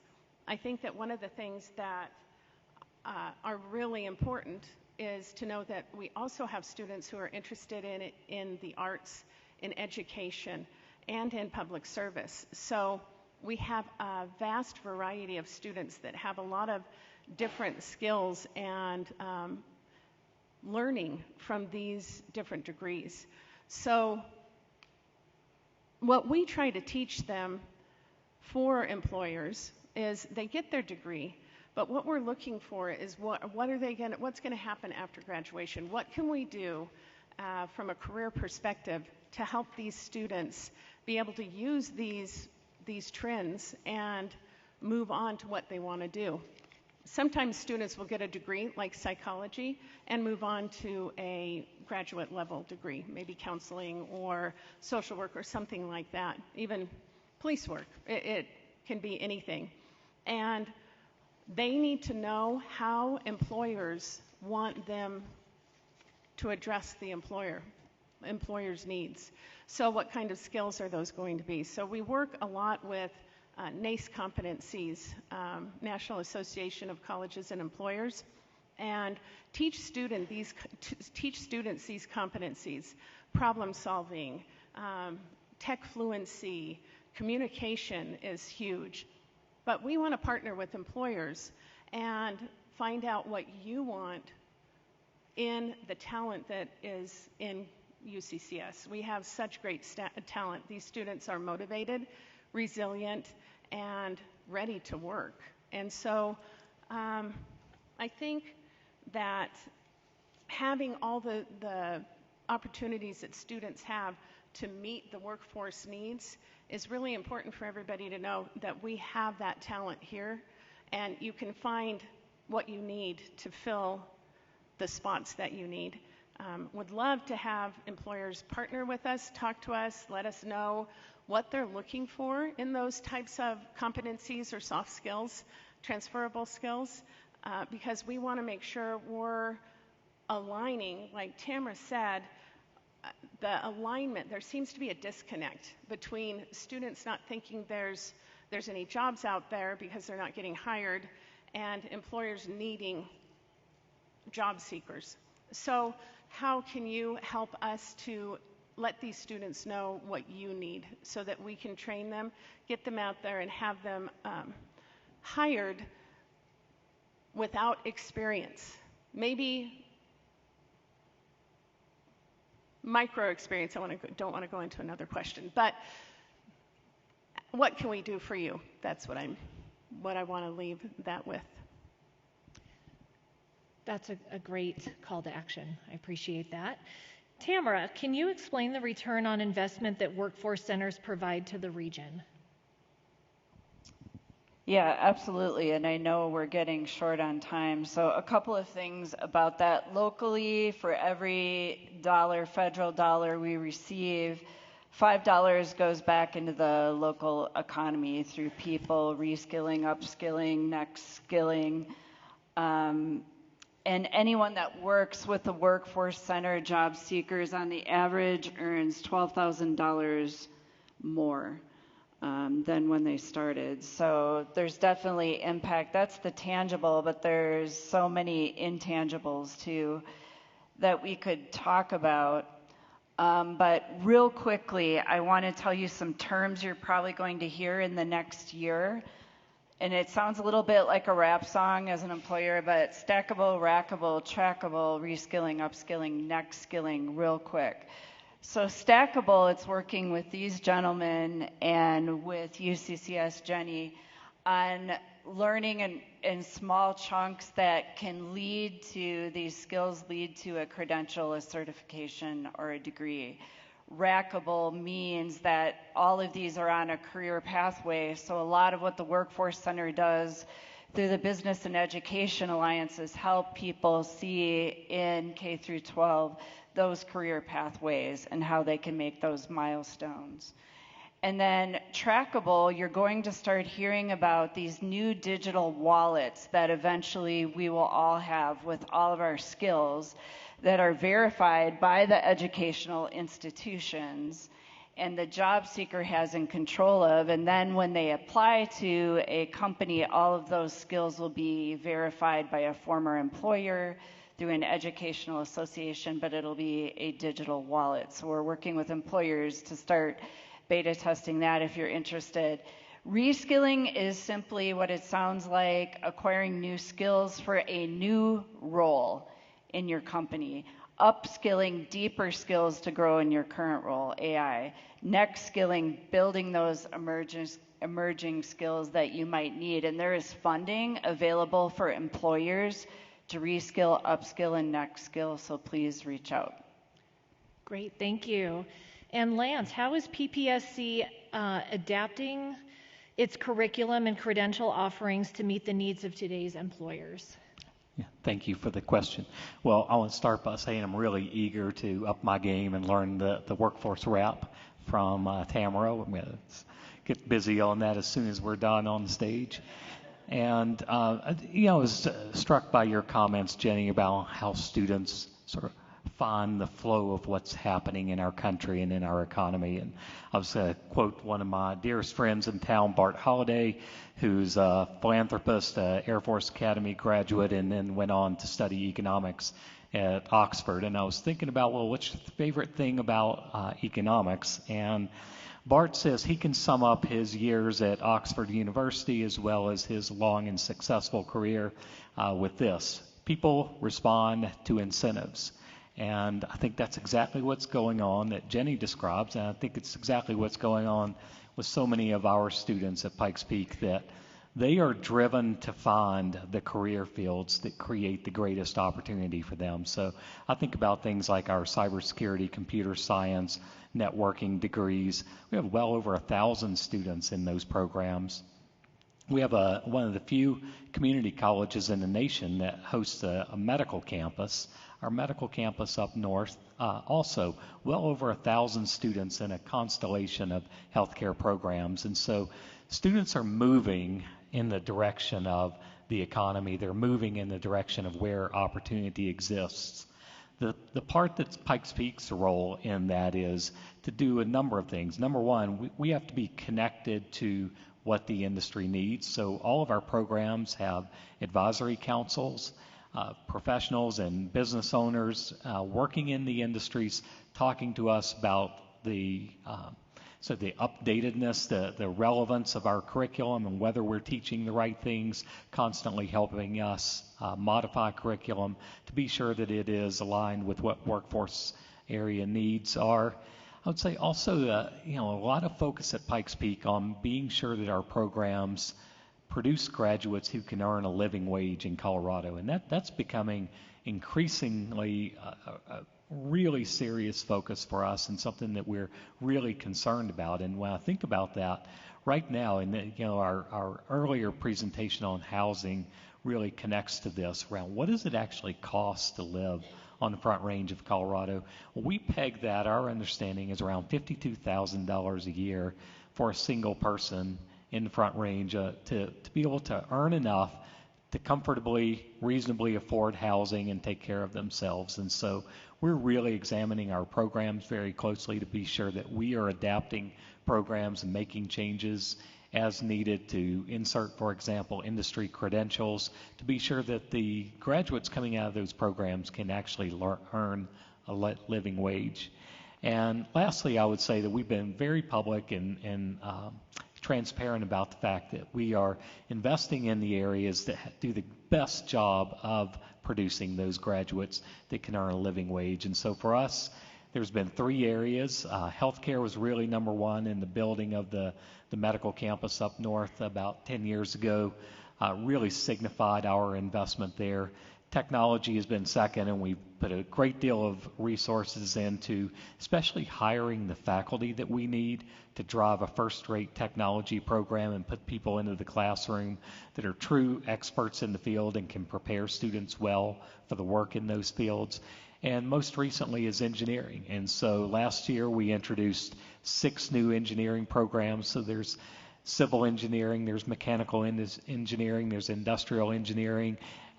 Interestingly, the only aerospace engineering program, associate's level in the state, is now at Pikes Peak State College, and well, it should be given the focus here on the aerospace industry. And the wages are remarkable, by the way. The average wage for an aerospace engineer with an associate's degree in Colorado is $168,000 a year. So very good field for people to be in. So those are the kinds of things we're focused on to be sure that we're meeting the workforce needs of the region. I think focusing on where students want to go, where they can earn a good living, is very well aligned with also what the workforce needs of the region are.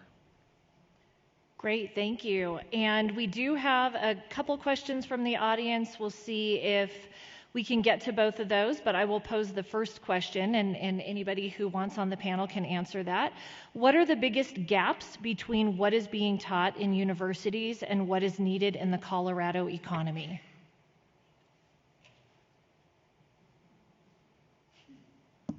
Well, that's a difficult one, because if I knew what the answer to that was, I would just be fixing it.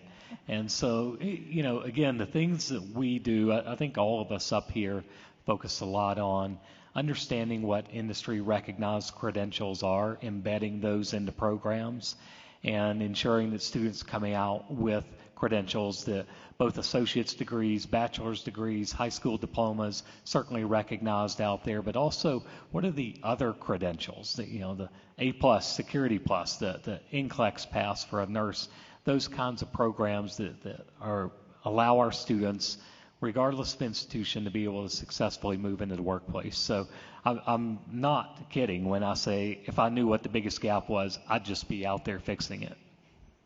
Yeah, I think we've heard some of the observations here, and I want to tie a couple ideas together. You all remember the game of life, and you kind of spin the wheel around, and you go around, and you're handed a career. No one in this audience was handed a career. You had an experience that motivated you, hopefully, that you like what you do, and it becomes a passion of your life. So children, whether they be in K-12 or higher ed or even any young adult, just need more experiences. We think that children get access to more experience and more information because of the information technology that sits in front of them. But to Tamara's point, without the human connection, the information is garbage in, garbage out. And so anything that you can do, and I'll just give you I'll take the cheesiest opportunity for the plug that we're doing downtown. Today and tomorrow, we have all our 8th graders doing chalk art in downtown. Today they're at the Pioneer Museum. Tomorrow they'll be at Acacia Park. And they're drawing their version of liberty. Now, it's not just an art class because we made it cross-functional. And so they had to do the math behind the grid, and they had to actually write a paper about what they felt about liberty, and they're figuring out different ways to make chalk work. If you wet it, it kind of turns into a paint. And so I'm seeing children completely immersed in a learning environment, and I think if you ask the average 8th grader, what do you want to do on October 2nd and 3rd, the answer isn't, I want to go draw on a sidewalk in downtown. So anything that we can do to get more experiences. What if we had an indirect compensation model where every new company that came to Colorado Springs, you get 1% off whatever is the tax that they pay if you created an equivalent amount of either time, space, or energy that you poured into pipeline development at either K-12 or higher ed. When I go to Pikes Peak, the Pikes Peak Workforce Center, and I ask employers, who's hurting for talent? Everybody raises their hand. And I'm not alone as a superintendent to tell you that 1/3 of my kids graduate without a plan the day after graduation. This generation has redefined the word gap year to be, I'll figure it out. When our generation took a gap year, it meant we deferred our college, or we were fortunate enough to go travel the world or volunteer for a nonprofit. This new generation, a gap year is, I'm going to sit in my parents' basement until they kick me out. So more experiences that allow all this technology and information to get the kids excited about something. Once you flip that switch off on a kid that they're excited, then our job is solved. They'll actually make your businesses better because this next generation is thinking about problem solving differently. And if an apprenticeship or internship seems like too heavy of a lift, do a job shadow or allow us at the Workforce Center through PPBEA to interview you to hear more about your career and your career pathways. So there's lots of points of entry for that. Yeah, just real quickly, that is great. So Lance, thank you for talking because it made the gap come out. And thank you to Michael and Tamara. But micro experiences are kind of this new trend that's coming out. And we are doing a pilot program here at UCCS doing micro experiences. And this means coming into your office and shadowing, even for 4 hours for a student, is going to be so beneficial. So anything like micro experiences, we're missing out that personal element that everybody's been talking about. That's what students need. They need to see what the job is like. Even if it's for a brief little snapshot, they need to know what that is. So not only that, micro internships, mentorships, anything like that would be really beneficial. And I think that is a gap that we have. I don't know, I think it's a learning gap. It's not a teaching gap, but I think it's a learning gap for students to not have that space, to have that human connection and that experience. Thank you, and that's a great way to wrap that up with UCCS talking about those micro experiences, micro internships, and that call to action for employers to even just host kids for, like you said, a few hours, give them some real hands-on learning experience. This has been great. Thank you all so much for your time. Would you please give our panel a round of applause?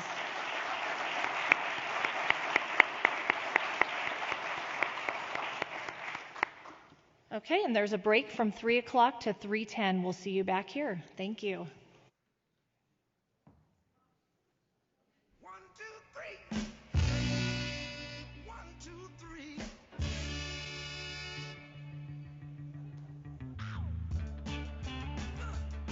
All right. Got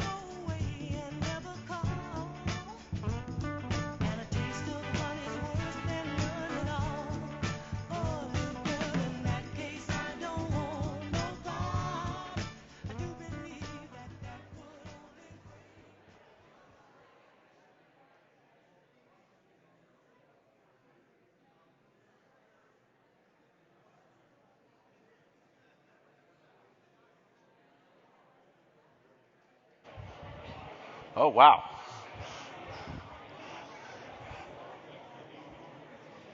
Hello again, everyone.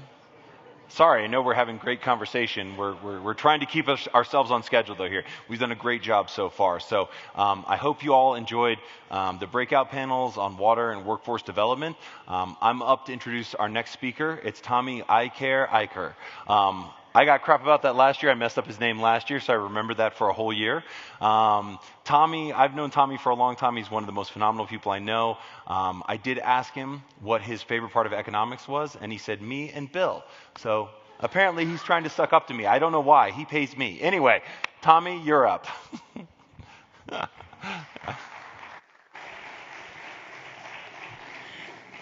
Thanks, everyone. It's probably because this morning I was presenting at a Future Deans conference, and they asked me about my leadership, and I said, it's really easy. You just surround yourself with good people, give them lots of resources, and get the heck out of their way. So Joe and Bill are both those kinds of people. So I'm here to talk to you for a few minutes about a couple things that we have going on in the college, and then pass on the mic. So the COB has been long entwined with our local community, serving as in many ways as possible. And in particular, we deliver future-oriented business education to support workforce and economic development. We have a rich history of creating specialized business programs to meet the needs of the Pikes Peak region. For instance, we have PGA golf management, sport management, cybersecurity management. All of these programs were designed and created because the Pikes Peak region needed that workforce at that time. I'm actually very excited to announce the launching of our brand new program, the Widener and Norwood Center for Real Estate and Property Management. The Real Estate and Property Management program will provide students with rigorous training in ethical decision-making and essential industry skills such as leasing, property management, market analysis, and asset evaluation. Furthermore, the program equips students for accelerated career progression through advanced studies in development and ownership. We will also offer continuing education opportunities to community members at the UCCS downtown location to further enhance the skills and knowledge of industry professionals. Please visit our website via the QR code to learn more about this exciting new program and the Widener and Norwood Center for Real Estate and Property Management. Before we begin this final session today, I would like to give a special thank you to two of our event sponsors, Painting with a Twist, located on Garden of the Gods Road, and Bristol Brewing Company, for providing beverages for the networking happy hour following Dr. Craighead's final presentation. I would also like to thank Ent Credit Union for its continuing platinum level support of the UCCS Economic Forum. Together with our other partners, it is your support that makes this event a tremendous event, as we also provide lots of services throughout the entire year.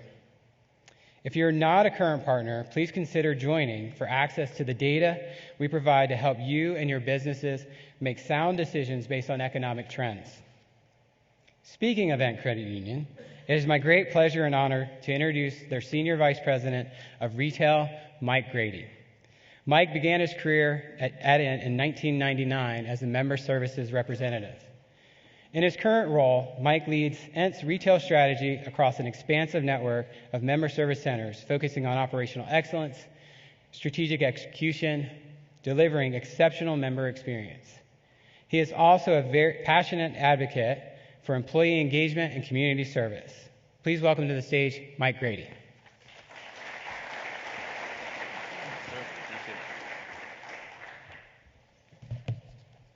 Good afternoon. It is such a privilege to join you at the UCCS Economic Forum, an event that reflects a vital role of UCCS in shaping the future of our region. From workforce development to innovation and research, UCCS continues to be a cornerstone of progress in Southern Colorado. So my name is Mike Grady, Senior Vice President of Retail at Ent Credit Union, and I want to start by saying how proud we are to be part of this event, part of the UCCS family, and part of a community that leads with innovation, collaboration, and heart. ENT was founded right here in El Paso County in 1957 on former ENT Air Force Base. We're very proud of our legacy as a military-serving credit union and even prouder of our deep Colorado Springs roots. Today, ENT serves more than 550,000 members with nearly $10 billion in assets, and our commitment to this region has never been stronger. As a not-for-profit community chartered credit union, we work every day to improve our members' financial quality of life through better rates, lower fees, and personalized service through all of life's milestones. And that commitment extends beyond banking. In 2025, ENT will invest more than $3 million in Colorado nonprofits with a strong focus on food security, housing, education, and economic mobility. We're proud to partner with organizations like UCCS to help build a stronger, more resilient El Paso County.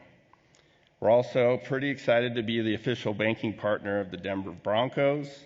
We just launched our official exclusive Bo Nix debit card. So if you're interested in repping your Broncos country pride, come see a member service representative at one of our locations or at ent.com. Go Denver. So looking ahead, many of you may have heard about our proposed merger of equals with Wings Credit Union based in Apple Valley, Minnesota. This is a strategic move that positions ENT for long-term strength and sustainability. As the financial landscape continues to grow more complex with evolving federal regulations, scale matters. It's kind of a thing. But this isn't growth for growth's sake. This merger ensures we continue to deliver exceptional value to our members, invest in innovation, and deepen our community impact. So what does this merger mean for Colorado Springs and for you? So our headquarters in Colorado Springs is here to stay. Our Colorado charter will stay intact. Our current CEO, Chad Graves, will lead the new organization. And our name is changing to Wings Credit Union. And for the record, maybe that will clear up any confusion that we're capital E-N-T or ear, nose, and throat credit union. We've heard all the things, right? But we're genuinely excited about what's ahead, and we're grateful to all that have supported us on this journey. And if you're not an ENT member, I would encourage you to check us out because nobody's going to take better care of you than we will. So thank you again for your time, and I look forward to hearing Dr. Craighead's insights on our economic outlook for the region. And go Broncos. Thank you. Hey, good job. Thank you. All right, everyone. We're now ready for the main event, Dr. Bill Craighead. Bill's been with us for 3 years now, since 2023. He does fantastic data analysis. That's what he's going to talk to you about with data. And instead of getting his favorite thing about economics, which would probably be everything, he's much like me. I'm going to tell a little joke. And if you've had me before, you probably know what this joke is. So mathematician, a statistician, and an economist all go for a job interview. The mathematician goes in first. They ask him one question. What's 2 plus 2? And he goes 4. And they say, exactly 4? He's like, yeah, exactly 4. They bring in the statistician. They say, what's 2 plus 2? He says 4. And then they say, exactly 4? And he goes, well, plus or minus 0.01, 95% certainty. That's about right. They bring in the economist and they say, what's 2 plus 2? The economist goes over, closes the window blinds, locks the door, leans in real close and says, what do you want it to be? But that's not Bill. That's not Bill. Anyway, so now with that, let's bring out Bill. Thanks, Bill. Right. There you Thanks, go. Joe. You're welcome. All right. Well, thank you all so much for being here. Thanks to my colleagues at the UCCS College of Business, particularly Tamsin Cowdery, to our marketing team, to the staff at the ENT Center, UCCS Catering, and so many people who've done so much work behind the scenes to make this event possible. I will say a couple of things. My slides are advancing. I will say a couple of things about higher education later on in the presentation. Just want to be clear, I'm offering my own views as an economist. I'm not speaking for UCCS or the CU system. Our work, not just this event, but the work that we do year-round, helping keep the community better informed about local economic and business conditions, is only possible because of the support of our partners. ENT Credit Union, our gold partners, TBK Bank, and the Pikes Peak Workforce Center. Our silver partners, I want to give a special shout out to Minuteman Press for the beautiful job they did on printing our materials today. The way that I organize my own thinking about the local economy is that every month I sit down, I put together all the latest data and write a report that goes to our partners. And I've also tremendously appreciated the opportunity to get to know some of our partners, to ask them questions and to engage with them, including at our partner events. I want to also thank our media partners. Brett, you've met. News 5 is here recording for us. I've really enjoyed the opportunity to contribute to the digest. Appreciate the journalism that the Gazette and the Sun are bringing us and all the help that they've all given us in promoting this event.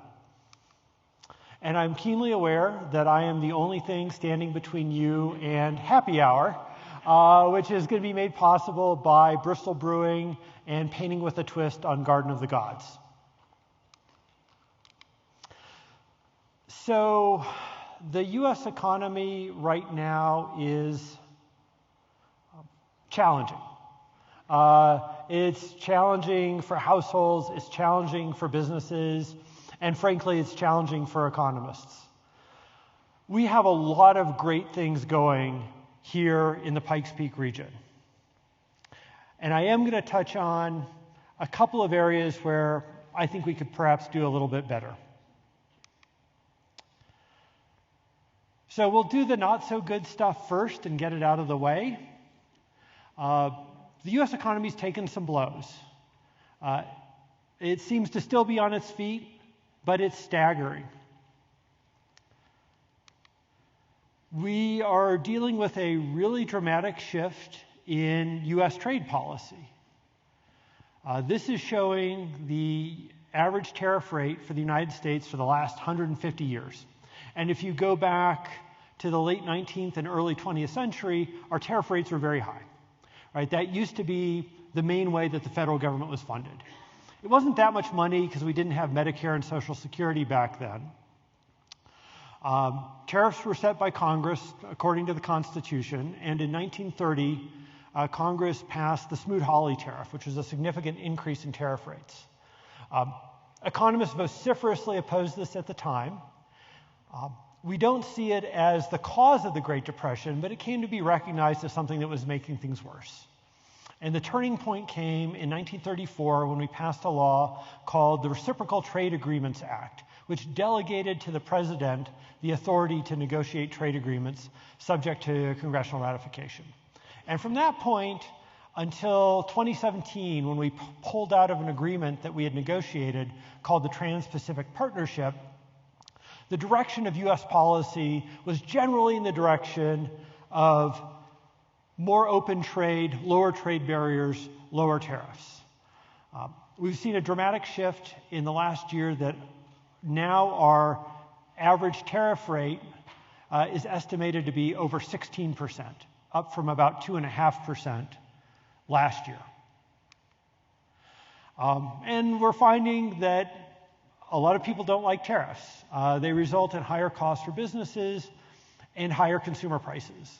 The consumer price increases aren't going to be dramatic, but they are going to add up. And when we look at measures of the price level, they combine both goods and services. And typically, inflation is driven by rising services prices, while goods prices tend to be flat or even sometimes gently declining over time. So what I'm showing here is the household tools, hardware, outdoor equipment, and supplies category of the Consumer Price Index. And you can see it was pretty flat prior to the pandemic. Prices in this area rose significantly in 2021 and 2022, along with everything else. And then they started to come back down. And in the last few months, we've seen them started to go back up. And we are going to see more impact of tariffs on consumer prices in coming months. Now, the reason that economists tend not to like tariffs is a little bit different. We believe that markets generally allocate resources efficiently, that they lead to the best use of our resources. And in particular, market prices send signals about which companies and which industries should be growing and which ones should be shrinking, and where should our capital and labor go. And tariffs distort those signals and lead to resources not being directed towards their most productive use. That is, they make the economy smaller. Not by a huge percentage, and there will be some companies and some industries that benefit from tariffs, but they'll be getting a larger slice of a slightly smaller pie. We're also seeing some significant changes in our population dynamics.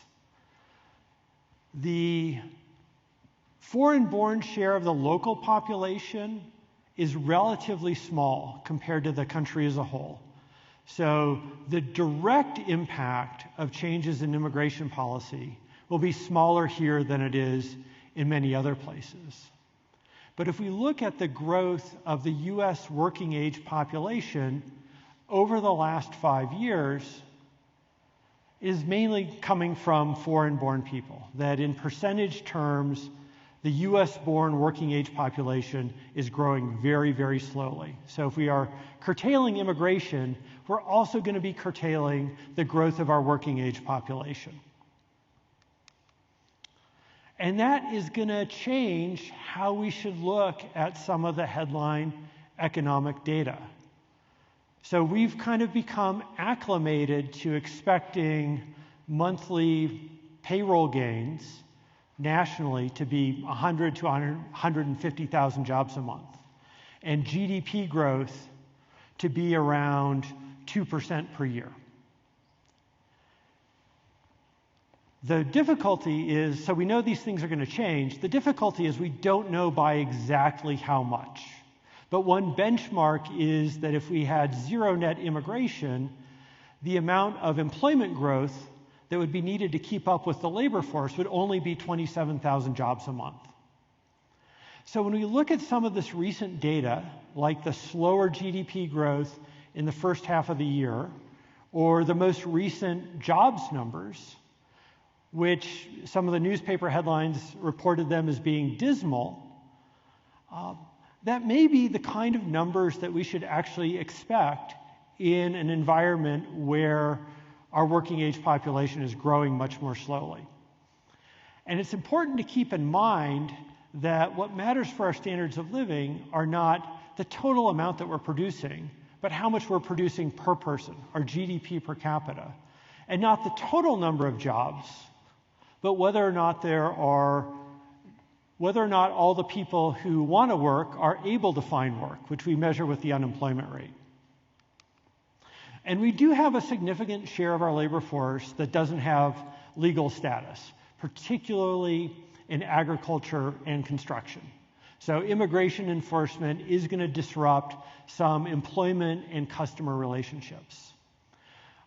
Our CU system colleagues in Denver looked at an immigration enforcement program that was rolled out about 15 years ago and found that in the communities where this was implemented, it resulted in lower employment of non-citizens, but also a modest decrease in the employment of citizens. We just don't know. So we've seen stories about farms and job sites being disrupted. We just don't know at this point whether those disruptions are going to scale up to the point where they have an impact on the overall macroeconomic data, because the U.S. economy is very large. Now, my favorite indicator of the labor market is the share of people age 25 to 54 who are working. It's down a tick from last summer, but it's still holding steady at a pretty good level. So this would be a data point that would suggest the U.S. economy is still on its feet. But if we look under the hood, we see some problems.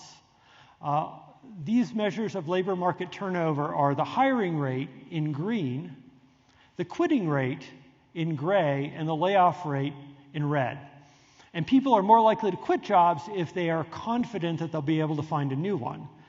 So that decline in the quitting rate is a sign that people feel less confident about their ability to find a job. And we've also seen a pretty significant decline over the last several years in the hiring rate. So we've gone from a very high turnover labor market to a very low turnover labor market. The layoff rate remains low. But that low hiring rate has meant that it is much harder for those people who are unemployed to find jobs. And we are seeing an increase in long-term unemployment. And that's where we see a sign that the economy is staggering. And we also see some evidence of staggering when we look at consumer credit data. The red line here is credit card delinquency. It was households coming out of the pandemic were actually mostly in pretty good financial shape, but then it has started to rise and continued to rise. The blue line is student loan delinquency. So student loans were on pause during the pandemic. That pause has ended, and now the delinquencies are being reported to the credit bureaus. So a lot more households are struggling with student loans again. The largest category of household debt are mortgages. And if we look at mortgage delinquencies, those are still quite low. They've trended up a little bit, but they're still very low by historical standards. Things are a little bit different for us locally because we have a lot of VA loans in the region, and the VA ended a foreclosure moratorium at the beginning of the year. So foreclosures locally are running ahead of where they were last year. This may be what's keeping us on our feet. That the previous slide illustrated that a growing number of households are in financial distress. But if we look at the financial condition of the household sector overall, we don't see the worrying increases in debt levels that we saw in the lead up to the 2008 financial crisis. In fact, we see that overall household debt levels relative to income are on a declining trend. So while it may be very unevenly distributed, there's still a lot of spending power in the U.S. economy. All right, so that all wasn't so great. How can we deal with this? How are we doing in this difficult national environment here in the Pikes Peak region? I'm not going to suggest that we should just congratulate ourselves in living in a beautiful area in the shadow of Pikes Peak, though I think it is important to occasionally take some time to do that. We're also a very prosperous, very successful regional economy. So I'm showing data here for our metropolitan statistical area. And these are urban areas with more than 50,000 people. There are 387 in the country, and ours is El Paso and Teller counties. So we are in the top 20% for median household income. Our median household income is about 11% higher than the national median. And we're also in the top 20% for our educational attainment, proxied by the share of our population with a bachelor's degree. Now, I've put some data here for Denver because I think sometimes we don't appreciate how well we're doing because Denver is a very natural point of reference for many of us, and Denver is a very affluent, very educated metro area. Now, I've lived in Colorado Springs since 2016, which I think makes me kind of an old-timer now. And I know sometimes there are some kind of mixed feelings about Denver. And I know I could probably get a chuckle out of a Colorado Springs audience by taking a little swipe at Denver. And how about those Rockies, by the way? But Metro Denver is a really incredible economic engine, and it is our proximity to the Denver area is actually beneficial to us, as is being in one of the most prosperous, highly educated states in the country. But hasn't it just gotten insanely expensive to live here?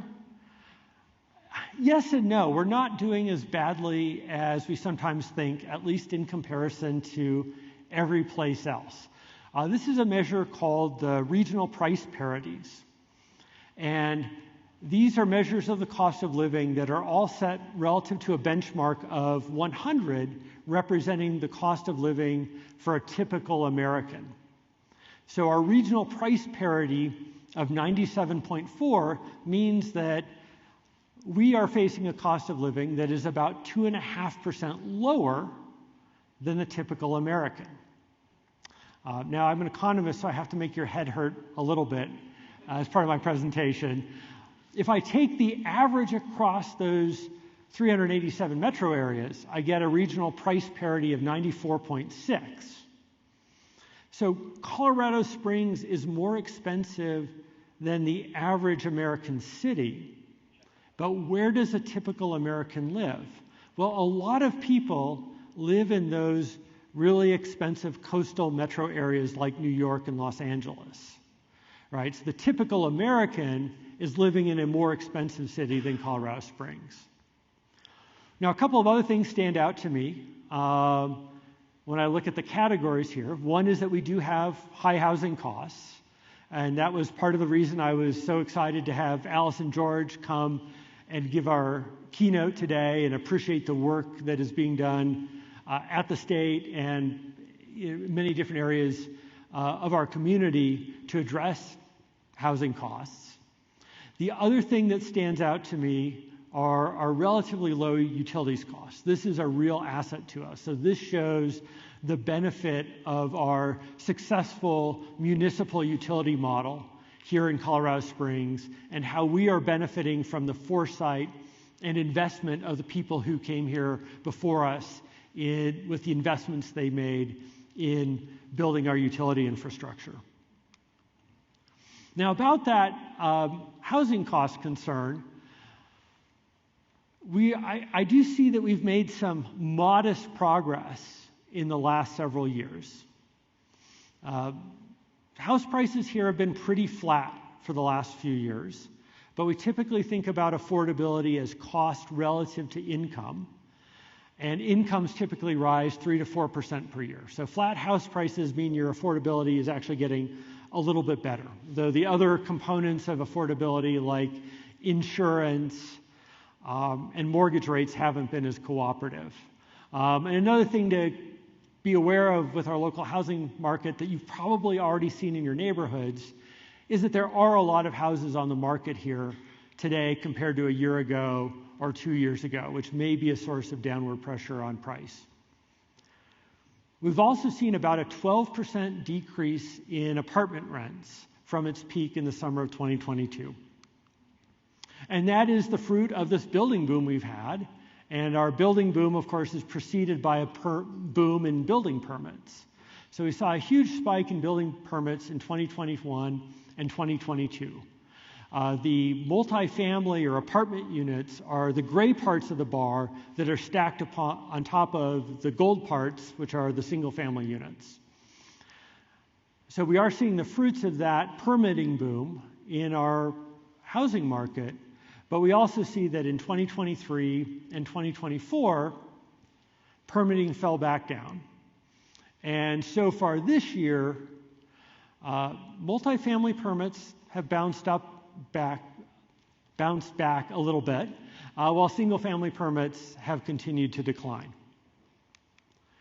And that reduction in building and construction activity is one of the main reasons why some of our measures of economic activity show that the local economy has been a little bit slower in the past couple of years. Right? If we look at the city's collections of sales and use tax, they've really flattened out, right? So this is why the city is having some financial difficulty, because it relies very heavily on sales tax. And when you dig into the details here, the main thing that's been pulling that total down are declining revenues from the building materials category. And our employment growth has slowed down, partly because of declining activity in real estate and construction. Prior to the pandemic, we were adding about 600 jobs a month. In 2022 and 2023, things were pretty hot, and we were adding about 800 jobs a month. That dropped down to about 150 jobs a month last year through the first quarter of this year. We have seen a bit of an uptick since the spring, which is an encouraging sign. Travel and tourism is really important here. It's arguably one of the main reasons why Colorado Springs exists. And I want to put the local data in national context here. So the graph is showing national consumer spending on accommodations. And you can see that in 2024, that post-pandemic revenge travel boom really petered out. And so far this year, it's been down a little bit even from last year. So against that national backdrop, I think we're holding our own pretty well. Visitation was actually up somewhat last year. So far this year, our revenues from our lodgers and auto rental tax are down, but just by a little bit. And I think this is mainly driven by lower room rates, not fewer visitors. But I did want to highlight that we had a really strong month for LART revenue in June. And that was the month of the U.S. Senior Open at the Broadmoor. So this highlights the benefits of the efforts by venues like the Broadmoor and organizations like Visit COS and the Sports Corps in bringing these significant events to the Pikes Peak region. Now, we have a lot of veterans in Colorado Springs. I think everybody kind of knows that. But it really sticks out when you look at the data. Out of those 387 metro areas, we are the 11th highest for the share of our population that are veterans. And not only do we have a lot of veterans, our veterans are different. Our veteran population is more educated and higher earning than the national veteran population. I don't know about you, but I've had times where I've been in a room and I've looked around and I've thought, am I the only person here who's not a retired Air Force officer? This is where you see it in the data. And having those highly educated people with DoD experience is really crucial for our defense industry. And I know there's been some concern about this with the Space Command news, but we have a great strength not only in our current workforce, but also in being a region that companies know they can attract workforce to. And our defense industry is not on its own. It is part of a really strong defense and aerospace ecosystem in the state of Colorado. And this sector does have a really great opportunity, which got a down payment in the recent budget reconciliation bill with funding to start developing a space missile defense system. So we've recently been reminded that being heavily reliant on the military and defense does expose us to the risks of decisions made in Washington that may not be favorable to us. But I still think that having the military and defense as a key driver of our economy is tremendously beneficial. And I think about this like a financial portfolio decision, right? That in theory, the most valuable stocks would be the ones that are not correlated with the S&P 500. The military and defense sector is particularly valuable because its ups and downs are not necessarily going to be correlated with the overall ups and downs of the U.S. economy.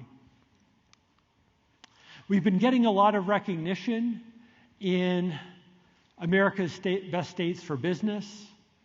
Our Small Business Development Center was recognized with an award by the National Small Business Administration, and they're part of a really impressive ecosystem we have here, supporting entrepreneurship, including organizations like Exponential Impact and EPIC. El Paso County was recognized with 3 achievement awards from the National Association of Counties. Colorado Springs is the most neighborly city in America, and according to the Milken Institute, the 5th best performing large city economy. And we've got a lot of great things in the works. Some of these are pretty far along, like the improvements to the terminal at Colorado Springs Airport and the revitalization of Tejon Street.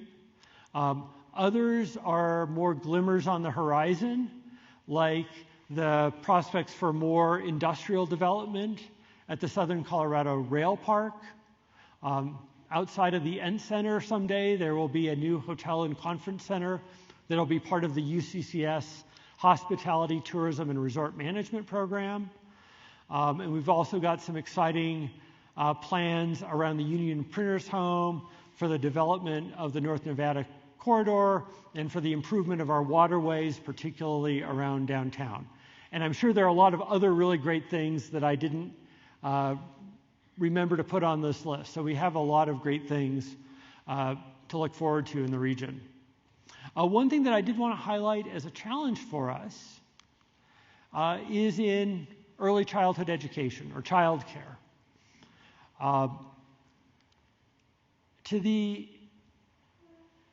A successful economy is one that gives people good choices. So to the extent that this reflects differences in preferences, it's not necessarily an economic problem. But I don't think what I'm seeing in the data is entirely preference driven. If we look at the Census Bureau data on the share of children under 6 who have all of their parents participating in the labor force, and they are defining family here as related people who share a housing unit, we are pretty low. So we are really lagging in parental labor force participation compared to Denver, compared to some of the comparison cities that were chosen by the Chamber and EDC. And I looked at this and I thought, well, I know people in the military have particular challenges in areas like this. So I thought maybe that was it. But we are lagging behind some other military-heavy metro areas like Virginia Beach and Killeen, Texas. And we have a lot of people in the region in their late 20s and early 30s, which means that we are forecast to have a really big increase in our population of young children in the coming years. A challenge for the state, which certainly applies to us, but I think it's a statewide issue, and I think the potential policy levers to address it are mainly at the state level, has to do with our educational attainment. So I want to first say my professional opinion as an economist is that in making education and career decisions, money is not the most important thing. And I want to get away from discussions that sometimes set different educational pathways up in a false opposition, that we need more career and technical education instead of college, or we need more 4-year degrees instead of 2-year degrees. We need all of those things. And I also recognize that these categories conceal a lot of variation. Like, I am keenly aware that there are people working in the skilled trades who make more money than some PhD economists. Did you hear that, Tommy?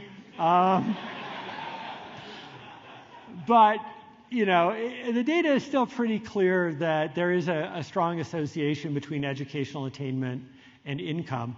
And educational attainment doesn't just affect individuals, it does affect economies. So what I've plotted here are the data for all 387 metropolitan statistical areas, where I've got the share of people who have a bachelor's degree on the horizontal axis and the median earnings of people with a high school diploma on the vertical axis. So what you can see is that metro areas that have a higher share of people with a bachelor's degree also tend to have higher earnings for people who don't.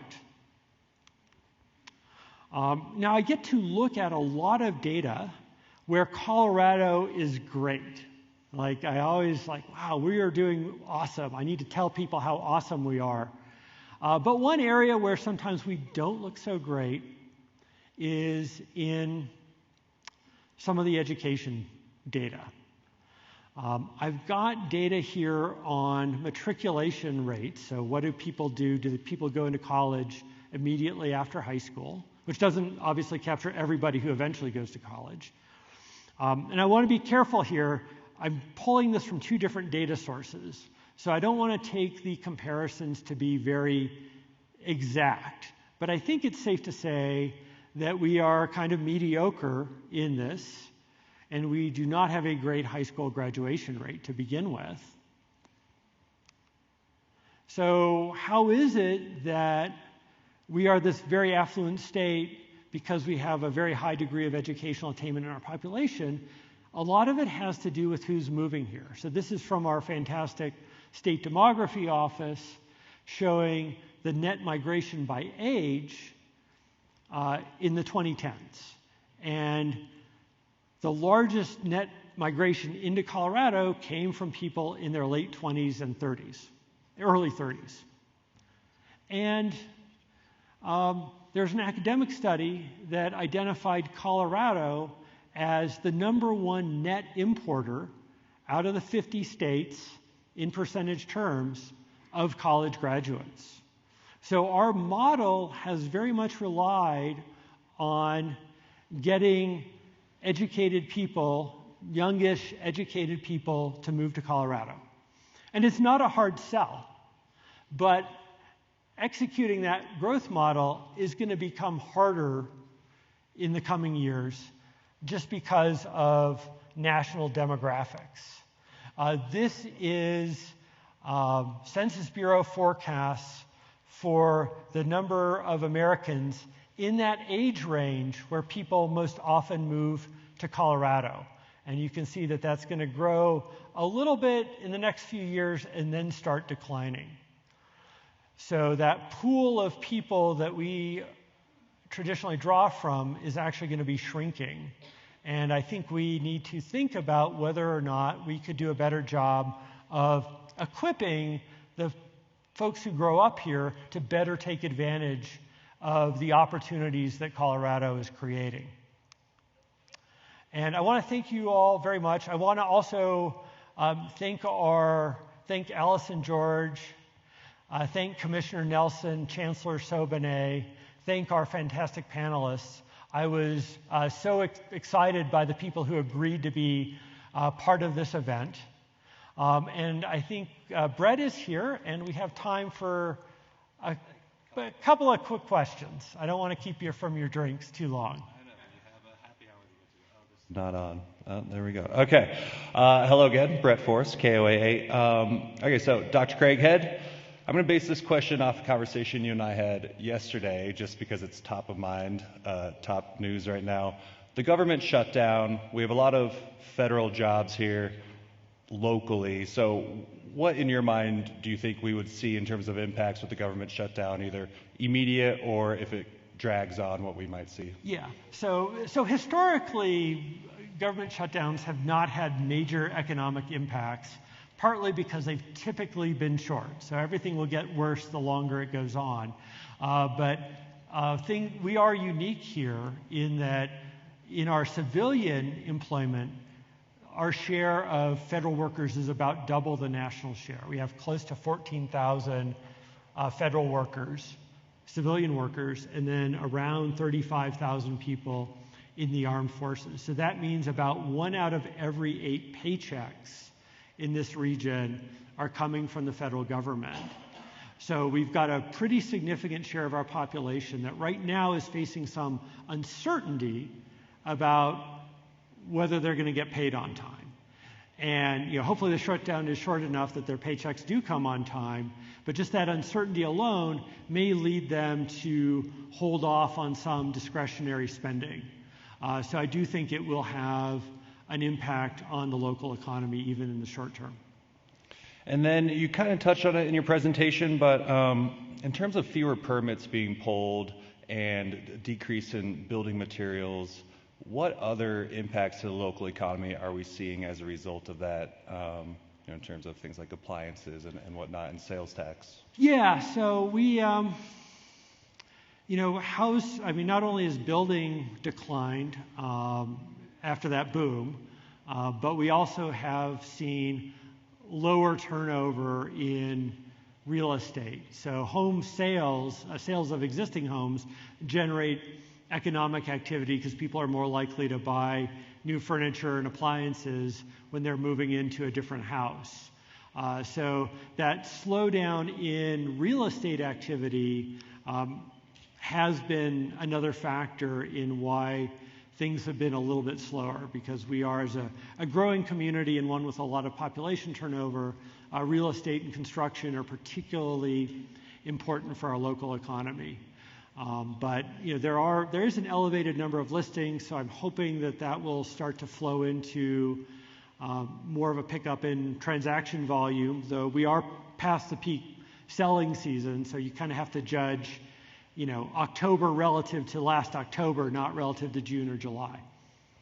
And I'll end it with this so everyone can get to happy hour. You did touch on Space Command, but since it is such a big talker, what actually do you think will be the economic impacts if we see this actually move out of the city? So first of all, I'm glad you used the word actually there. I'm not an expert in Congress or Pentagon, but I think this has got some ways to go. So I don't think we should assume that it's gone. The actual number of jobs associated with the command itself is between 1 and 2,000, which is a bummer to lose 1 to 2,000 high-paying, high-skilled jobs. But on the scale of our overall economy, it's not huge.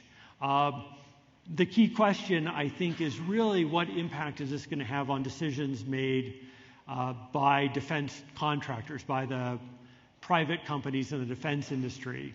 And that's where I think being a region with a strong workforce and a region that is attractive to business and attractive to workers, right? So the most important thing, if you're running a business, that you need very specialized technical skill for your business, is to be in a location where those skills either exist or you can attract people with those skills. So I don't see this as something that is devastating to us or going to dramatically change the course of our economy.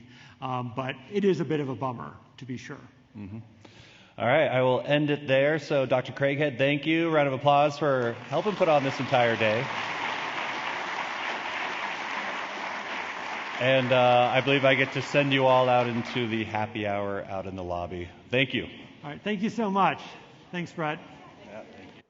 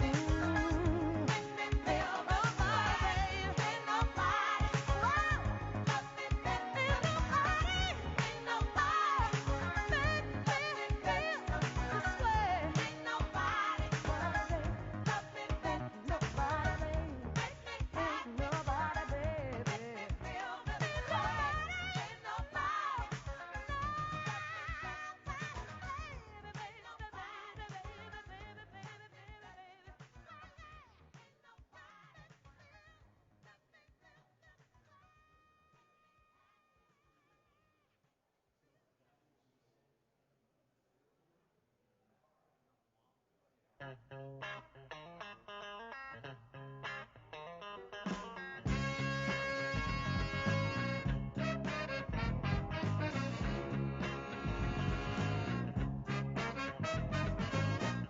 can I get your love when you keep on snatching it back?